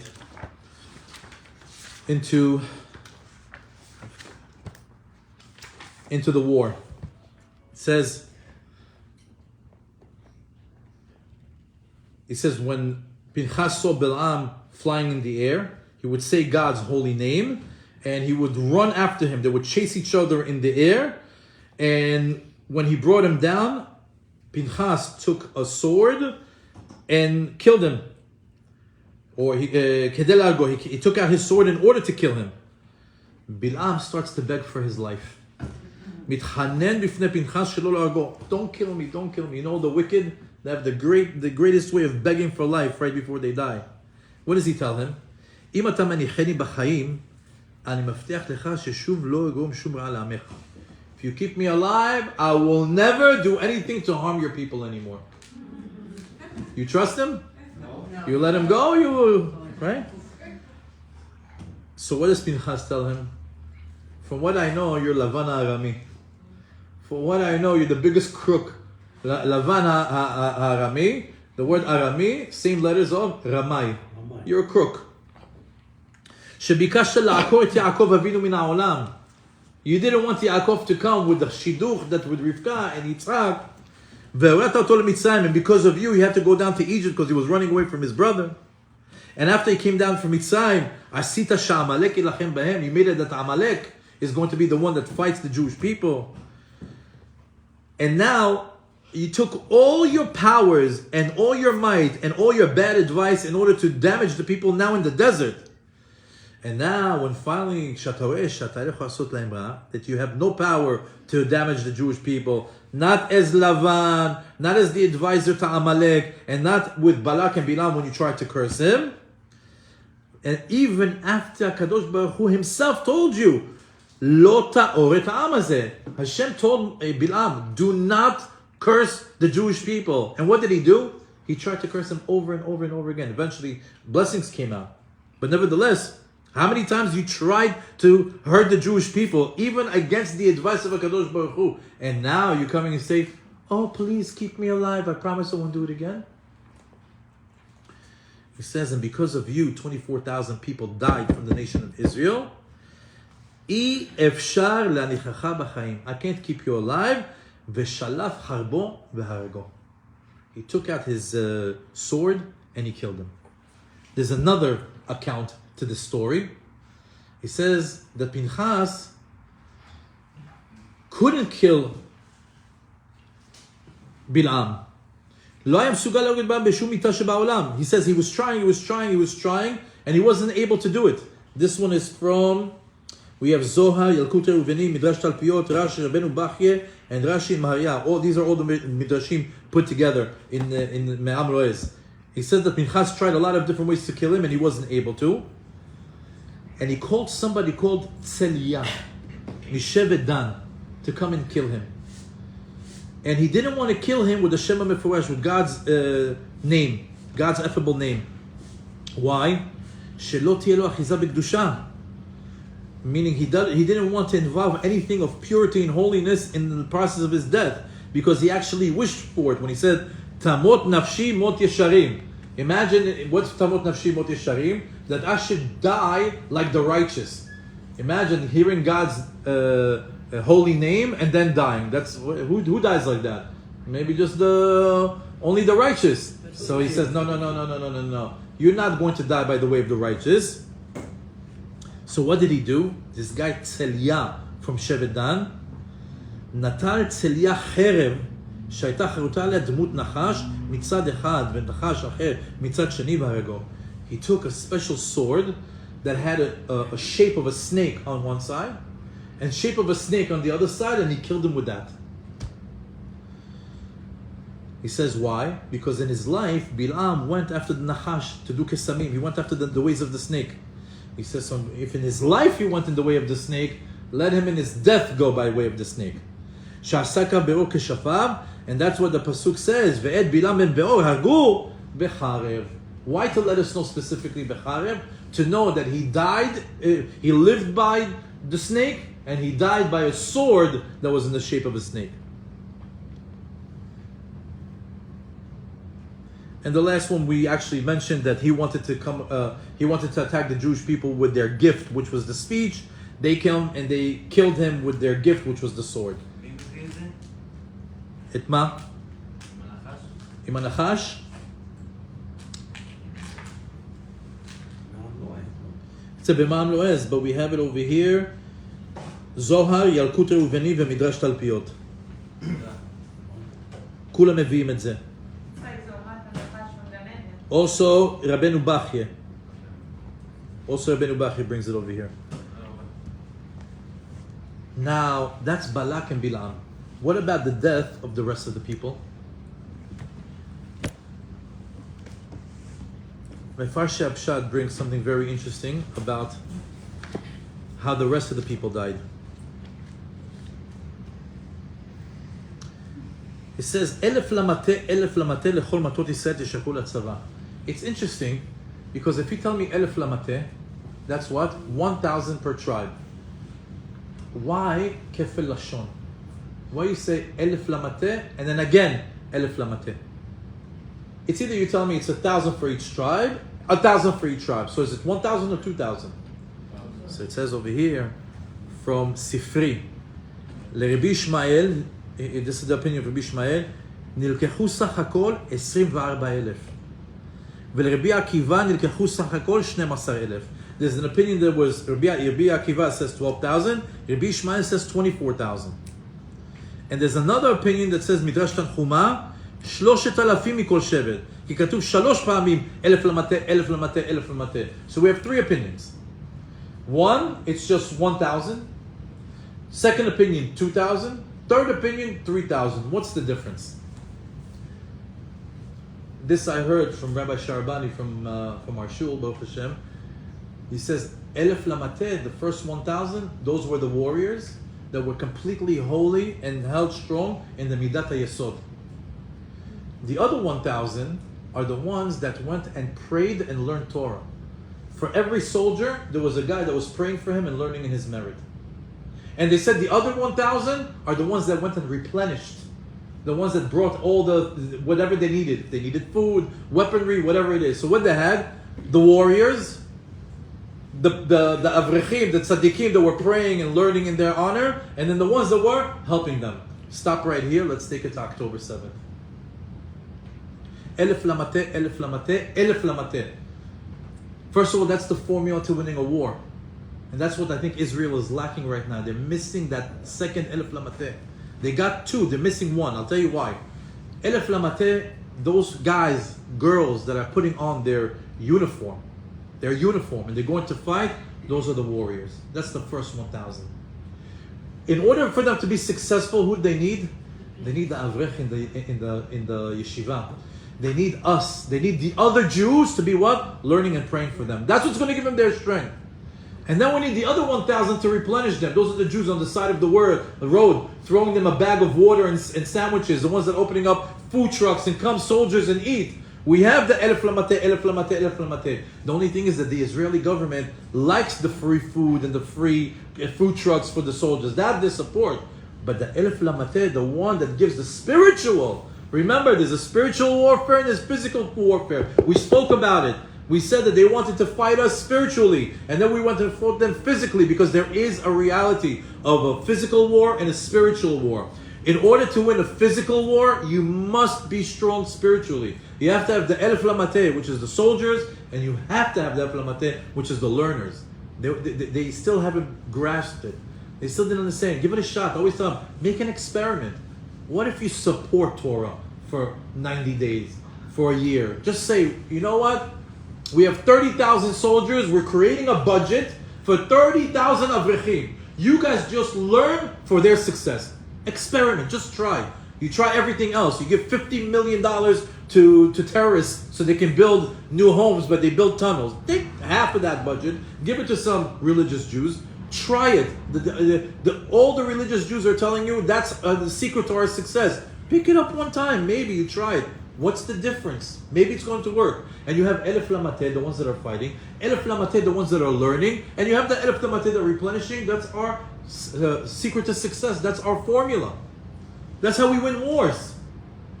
We don't have that today. And as a Jew, right now, you have to press record and understand, any sort of physical war can only be successful if we win the war spiritually. And keep in mind, the reason why we're losing is because we're losing spiritually. That's why they're able to win us physically. All this can change in 1 second if our spirituality takes a spike. If we start to peak in our spirituality.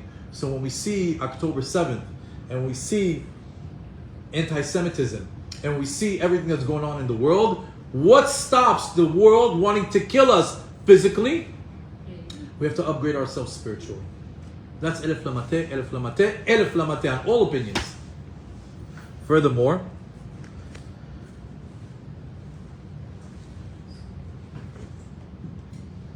when they came back from the war, how many people died? Out of those 12,000, 24,000, 36,000, they just fought hundreds of thousands of soldiers. They went to war. How many people died in this war? None. 0. They had 0 casualties. Every single one came back.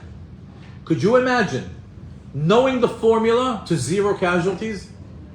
A reality where you can send 1,000 soldiers, and you put 1,000 people in yeshiva, and you put 1,000 people replenishing, and they all come back home safe and sound, no funerals.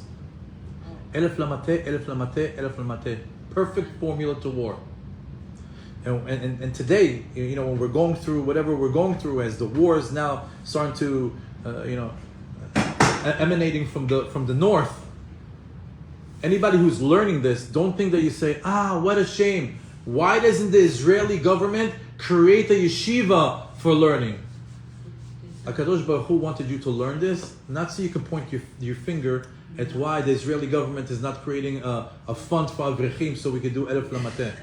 You're learning this tonight so you can be elef lamate. You be 1 of 1,000. Why don't you check yourself into a book?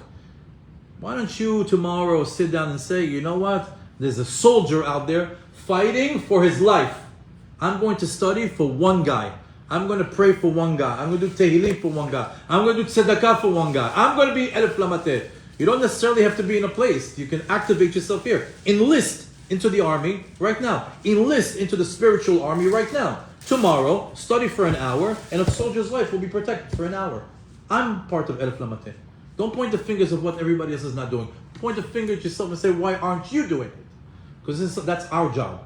That first 1,000 that's fighting, that's their job. Our job, the one that are sitting comfortably in Miami, is to learn Torah to protect them. Baruch Hashem, we're doing it right now. B'ezrat Hashem, the oldest Torah learning will be to the safety and security and the winning of the war of all the soldiers and all the Hatufim that B'ezrat Hashem will get to see them come back home, and all the ones that are injured, all this Torah will be to their merit. But on a personal level, don't wake up tomorrow the same. Do something tomorrow and activate, enlist in God's army, God's spiritual army, instead of just reading the news non-stop of how terrible it is. Why don't you look at yourself and say, what are you doing not to make it terrible? And it'll make a difference. It'll make a difference. I guarantee you it'll make a difference. Furthermore,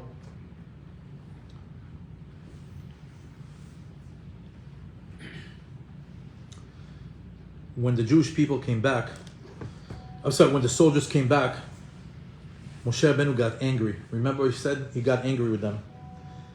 He tells them, how could you come back?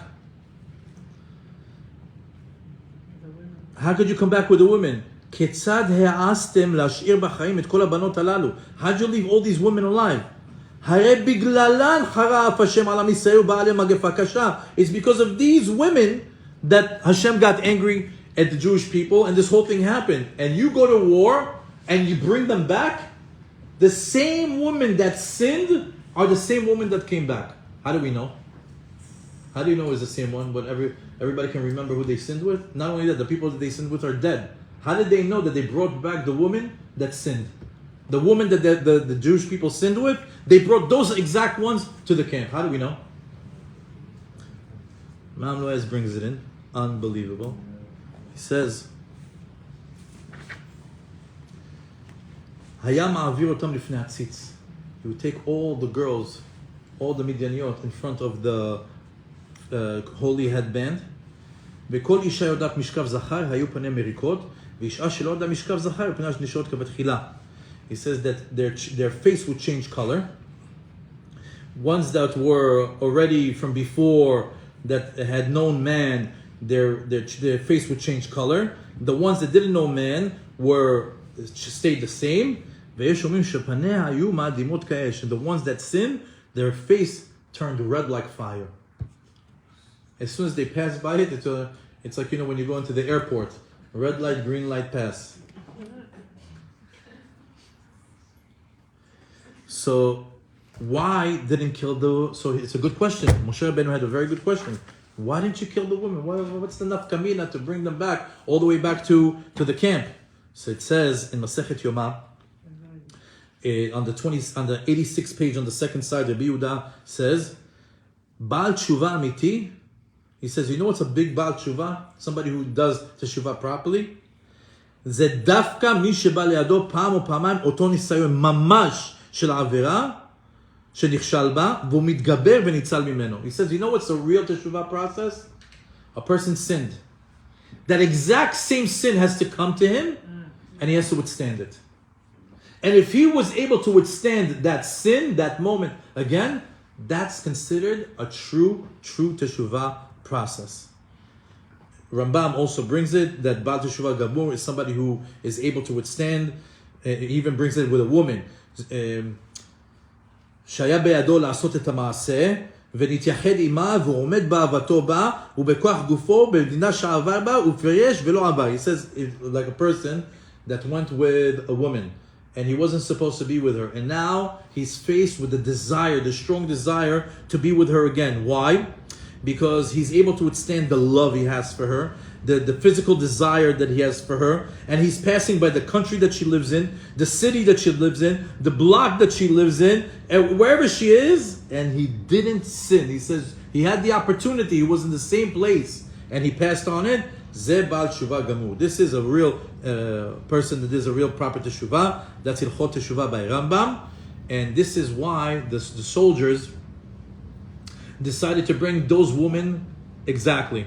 Because those are the women that caused the distance between HaKadosh Baruch Hu. And when the Jewish people saw them again, what did they do? They didn't sin with them. They brought it back to say, so look, we did a real teshuvah. We did a real teshuvah. Those women that caused us to sin, here they are, and we're not sinning. וכל אחד מהם יזהה היטב עם מי הן הוא חטא. והפעם התגברו ולא יחטאו אף על פי שכוחם במותניהם, ותאוותם עדיין קיימת. He says their desire was still very strong for them, and the fact that they were this overwhelming desire was not given into, הייתה להם תשובה שלמה. So that's another reason why they brought him in. So I thought that was very, very interesting. Why Moshe got angry, and actually they had a good reason.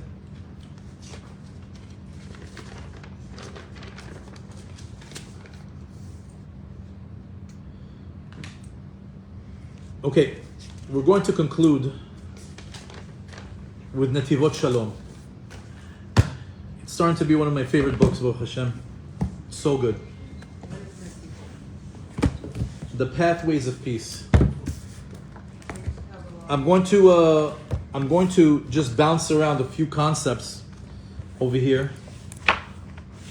But again, I don't want to hold any hostages. I know it's getting late. If anybody has to go, I don't mind it. I don't take it as anything. You're more than welcome. If you want to stay, you're more than welcome to stay. We probably have another 10 or 15 minutes. But it's some lessons go very, very long. Some lessons go not as long. The ones that go very, very long is because we've done a proper introduction, a proper lead up in order to understand the final point. And tonight we did such a phenomenal job of understanding how we got to this point. We have to understand what's the strong takeaway. What is this week's parasha mean to me today? I want to walk out of this door and understand that Parashat Matot talks to me. Parashat Matot is current events. It's not something that happened in the desert 3,000 years ago. It's what's happening in my life today. And this is really going to tie it all in. We did a lot of history of how the Jewish people got to where they got to.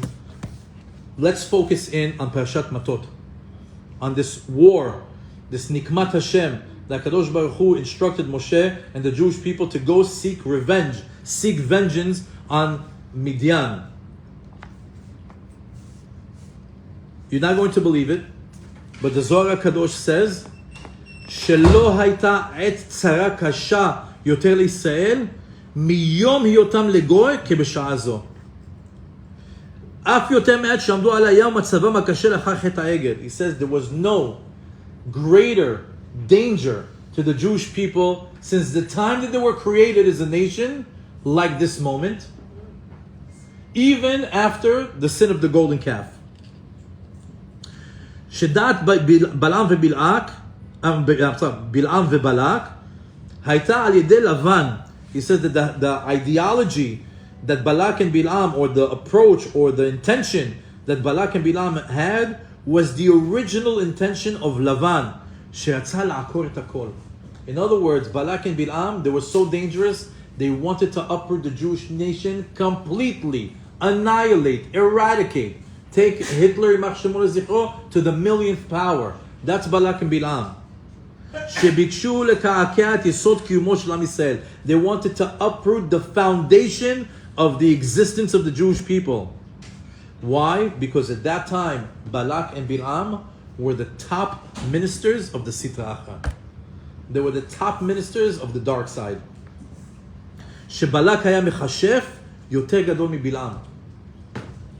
Balak was on a higher level than Bilam. And everything that they lived for was to go against anything that is holy. And in the world, what represents holiness?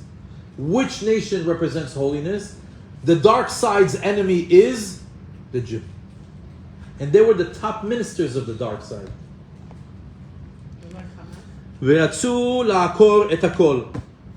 They wanted to uproot everything.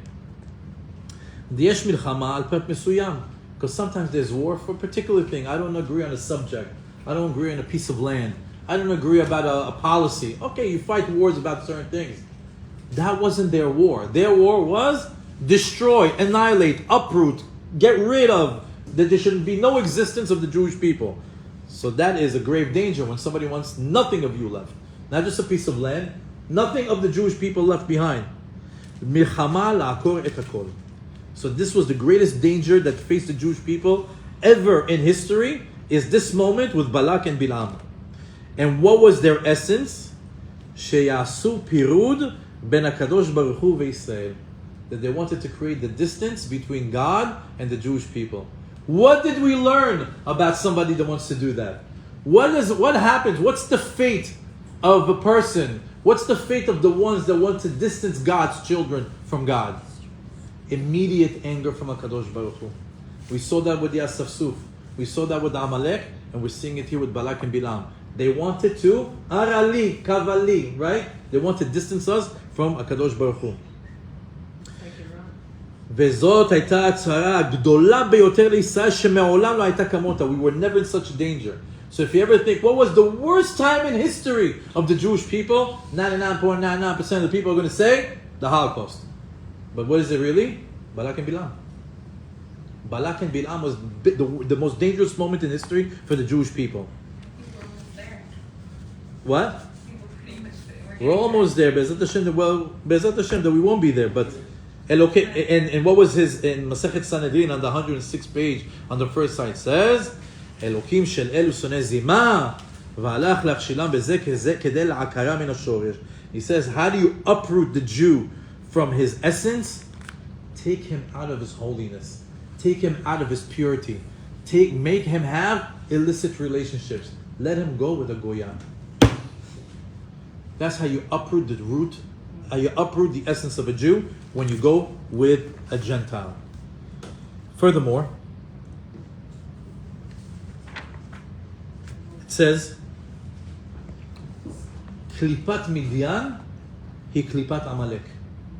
He says the Klipa of the nation of Midian is identical to the Klipa, to the negative spiritual house, to the negative Klipa of the nation of Amalek. And he brings over here that the last letters of Bilam and Balak are Amalek. We said it earlier. Beautiful. And here, what does it say over here? He says that the Jewish people were facing two wars. Milchama Ruchanit, the spiritual war. What was the spiritual war? Lenatek et advikut shel Yisrael maviem shebashamayim. To disconnect the Jewish people from their clinging to God. And what is the second one? מנתקים אותם מהדבקות שדוד. ודווקא כן בעניין מיוחד שתפור בניסים בכוחות ובכוחות ובכוחות לנצח וכוחות לשסת האחד. The other one is their emunah. So he says, what did they want to do? He says there's two things to the success of the Jewish people. One thing is that they cling to God. That's the emunah in HaKadosh Baruch Hu. And the second one is their faith in God. He says that's why when they wanted to distance us, this is what that was their war. I just want to stop here also and just tie it into one other thing. You know, we said we have some enemies that are in your face. Stop being Jewish, convert to Christianity, be an atheist, whatever. There's some people that are not going to do it. They're going to send somebody else to do it, right? And then there's some people that are just going to do it in your face but undercover. Have you noticed that in the past 20, 30, 40, 50 years, since television, since internet, since social media, what are they doing to the Jew? They're making him comfortably numb. Don't change. They will never tell you don't be a Jew. But they're going to say, but be like us. Be like us. And they won't even tell you be like us. You know what they'll do? They'll reprogram you to be like us. One, it's in the shows. It's in the commercials. It's in the newspaper. It's in the sports. They found a way already to make you addicted to products, to be addicted to ideologies, to be addicted to all the things that are out there. And you as a Jew, you're getting reprogrammed just like everybody else. So they're not telling you not to be a Jew. But when you are a spectator to a Goyish life, whether you like it or not, you're now becoming less and less connected to HaKadosh Baruch Hu. How do we know? The crazy statistic that we don't like to repeat. That what? 80% of the Jewish people are secular, and only 20% of the Jewish people are religious, Shabbat, Kashrut, Chozrim B'Tshuva, Mitchaskim, whatever you want to say. I'd like to throw another 10% Kezer ala derech. You know, maybe after October 7th, 30-70. Well, the Teshuvah movement is picking up. But regardless, the statistic is we're on the wrong side of it. If more than half of the Jewish people are not going in the ways of Hashem, is because what? We've lost the clinging. We lost the marriage. We got divorced, whether we like it or not. We're still in a marriage, but we're sleeping in different rooms. We're still in a marriage, we're living in 2 different apartments. We're still in a marriage, but we're not talking. The Jewish people have become westernized, modernized, and we're less connected to Kadosh Baruch Hu. So whether you like it or not, whatever that they're doing, which is the program for the entire world, by default, is also working on the Jewish people. And the dvekut that Hashem holds on to so dear to, is no longer there, not because of him, because of us. So whatever Balak and Bilam wanted to do, everything that's possible to be like them, not because they're telling us, we want to. That's how disconnected we are from the essence of a Kadosh Baruch Hu, which we said our whole essence is to connect to God. Meanwhile, on a large percentage, we are disconnected from God. Furthermore, I'm going to skip that one. I'm going to go to this one. We have a concept. It says over here,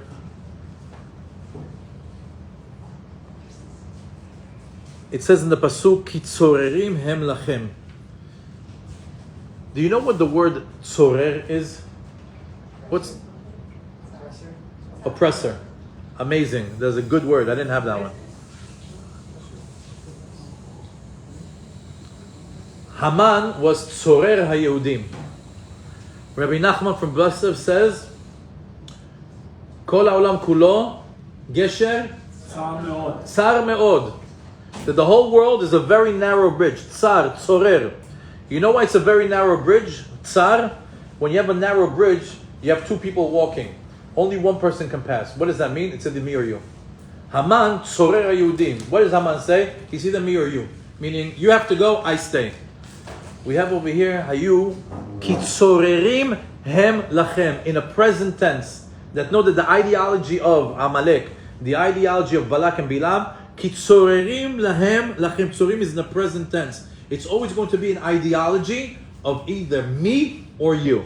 Let me ask you a question. Current events. Free Palestine. Did you ever see their flag? Is there any place on their flag that has room for us? You go to, and that's Hamas. You go into the other one, the PLO movement, whatever. You know, there's the government and there's the terrorists, right? Take a look at their logos. Their logo has no place for the Jews. The entire thing is theirs. The entire thing is there. Why? Sorerim hem lachem. It's either me or you. That's why they can't agree to a 2-state solution. There's no such thing. They don't believe in us being alive. Why give them a state? They're supposed to be dead, completely annihilated. Same ideology of what? Balak and Bilam. That's today's newspaper. That they don't want us around. The Balak of Bilam is today's headlines. Sorerim hem lachem, in a present tense. We're going to have a reality where people, it's going to be either me or you. That's right now the whole conflict between the Jews and the Palestinians. Furthermore, I think the conflict is between the Jews and the Jews. there is something there, because the Jews and the Jews, there's also the Erev Rav that's involved with us. That's a whole different concept. But They're clear. They're very clear about what they want. Well, we're going to keep it simple with just the defined enemy. Later on, we'll get into, if we have time, to the enemy within. The enemy within, we know, has always been the Asafsuf, the Erev Rav, that got mixed into us and always are trying to turn us cold and take our mind off of the clinging to God. Nevertheless, the last piece from Netivot Shalom, he says that when a Jew, כשיהודי רוצה להתעלות, when a person wants to get elevated in spirituality, or when he's already in a spiritual high, let me repeat that because you need to understand this part very clearly. When you want to go higher in spirituality, or you're already experiencing a spiritual high, sometimes it happens. You have a good month, a good week, after the holiday season, right? Oh my God, I'm like doing phenomenal, right? And you want to keep it going. Or you're starting. I can't believe I went to 3 classes. I prayed in Minyan the whole week. I kept Shabbat unbelievably. I'm like happy to put on tefillin. I wake up in the morning with excitement. Oh, you're going up. Okay. So it says during those times, יש אז התגברות חזקה של הסטרא אחרא להכשילו. Know that the sitra acha, the dark side, wants you to fail and is going to challenge you so hard. But why? I'm going up. When you're going up, that's when you're going to be the hardest. Because what do we think? If I'm doing good, if I'm going in the ways of God, what should happen? I need to be, this is when I get my reward. This is when things go good. And all of a sudden, everything goes wrong. Everything is like a hassle. Everything's like tough. Everything doesn't work out. Parnasa stuff. Hashem, I'm doing everything you want. Why is everything going hard against me? Why? You're ascending. You're going up, or you are on a very high level. You need to get challenged in this place. And that's what happens. So anytime you're going to have a spiritual high or a spike, what are the 2 things he's going to attack you on? 2 things. The 2 things that Balak and Bilam wanted to attack. Kedusha and Emunah. Your sanctity, remember the Arayot, the Bnot Midian, hold on to your sanctity, hold on to your Kedusha, and the second thing is Emunah, that's the Amalek. What? Doubt in Hashem. Doubt in Hashem said 100%. So when you're going to go up, 2 things are going to be attacked. Your holiness and your faith. That's why sometimes it feels like, I'm doing so good. Why? What are you doing? He's attacking you with safek. He's got he's like, you always have to imagine the evil inclination, like Rambo. He puts on a bandana, he takes a big machine gun, and he just sprays you with bullets. Safek. Like, doubt everything. And you're supposed to say, no. You should be an actor, you know. Huh? Good for bed. And then movie will come and see every movie that's showing. So know that when you're going up, that's what's going to attack. So in conclusion, today we are in a physical war. October 7th, we're living it. Sometimes we read about it in books. Sometimes we read about it happened 10 years ago. It's live and alive. Here it is. We're live in a war.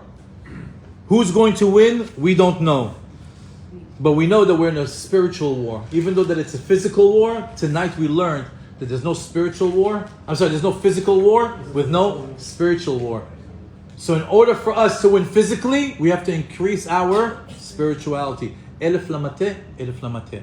They're going to do the physical warfare, and it's our job. Anyone who's not with green uniform on, your job is to learn. And it's interesting. What do we call the Israeli army? IDF. What's IDF? Israeli Defense Force. Notice, we don't attack. What do? We defend. They attack us, we defend. Midian attacked us, we defend. Hamas attacked us, we defend. Israeli Defense Force, meaning we're a peace-loving nation. But if you come and get us, we're going to come and get you. We're the defense league, the defense forces, IDF. So we see that over here, there's a formula to our defense. What's the formula to our defense? 1,000 fighting, 1,000 learning. But the Israeli government or the Israeli nation doesn't have that set up. They're actually pulling them out of yeshivot. Yes, great. You know the problem. Be the solution. Be the solution. Know that every time that you're learning, you said, now I'm learning for the safety of all Am Yisrael, and Hashem, you pick one soldier that this particular learning right now saves his life, protects his life, protects him for what he's doing. Okay, you did it. You put the book down, 45 minutes later, somebody else picks up a book. And that's how we keep it going. Now you know how it works. Do your share, do your part. Thirdly,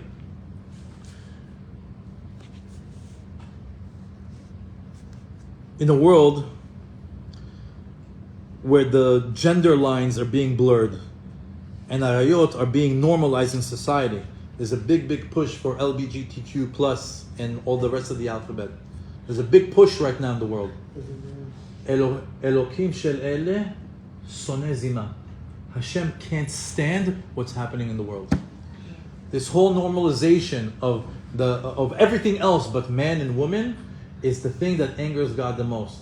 And remember, Hashem says He won't destroy the world. What was the sign that Hashem won't destroy the world? A rainbow. And what did they hold up in Hashem's face? A rainbow. No, go ahead. Can do nothing. It angers God.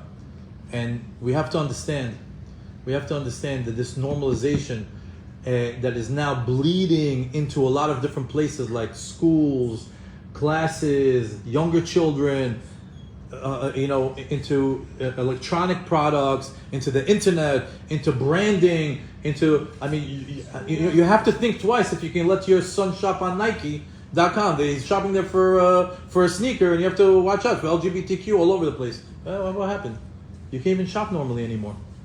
There's a big push, and you have to understand that this angers God. So what's the job of the Jew? So we said, when you see that in the world, don't say, the world is such a terrible place. Correct. What are you doing about it? Are you increasing your tzniut? Are you dressing more tzniut as a lady, more tzniut as a man? Are you protecting your brit as a man? Are you shmirat einayim as a man? You see that the world is going down the toilet. What are you doing to better it? Are you saying, Abba, for you, just what the world is doing, please, I just want to show you, I'm going in your way. Look at this vest. I'm covering everything. For you. How about it for a man? Like you go, Hashem, I know that if I go onto this website, there's going to be a couple of pictures that are not exactly clean. I'm not going on this website, Hashem, for you. And I'm not going to pass by that store because they have women in underwear standing in the what do you call it? In the showcase. Okay, so go shop over there. You can always say, it's the store, it's the mall. Yeah. But you're a Jew. What are you doing? What are you doing to be acting like a Jew? What are you doing to cling to God? Those little things, Hashem, that my son is here. My son thinks about me. My son is talking to me. You have to do your share. We learned tonight that the Shmirat Habit and Tzniut is huge.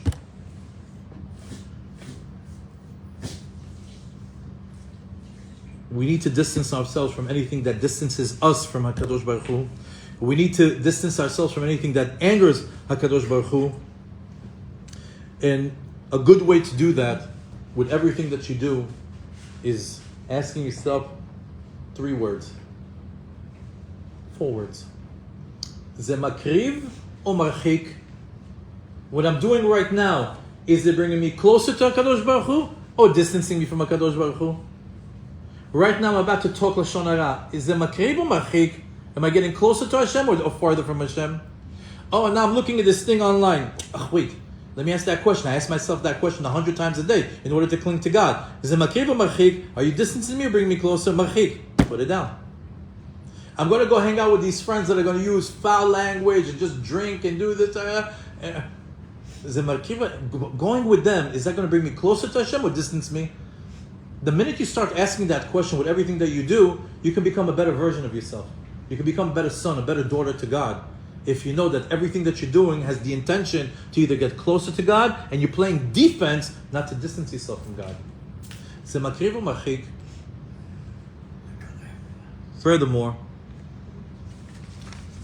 don't forget, Hariyat Mekudeshet Li. Don't forget, if you're a Lamed or if you're a Yud, you're the son of God. You're the daughter of God. You're part of the royal family. You're a princess. You're a prince. We act differently. You don't see the kids of royalty acting like the kids in the street. Step up your game. Give yourself a little bit more kavod. And if you don't know how to do it, you're not going to learn it. You're not going to learn how to be royalty from social media. You're not going to learn how to be a prince or a princess from studying how the goyim live their life. They are the commoners. They are the regular people of the world. And there's very chashuvim anashim, people that are very important in the goyish world, and there's people that are very lowly. Now, it's the world is giving honor to the lowest form of human race. If you can make 100 different faces in a movie actor, you're Elokim. And if you know how to sing 100 different ways about this and that and the other, you're Elokim. We gave all the glory to the rappers, to the singers, to the actors, to the people that make money and cheat people out of money. Those guys are Elokim. It's time to bring the honor back to God. It's time to bring the kavod back to HaKadosh Baruch Hu. And you know how you do that?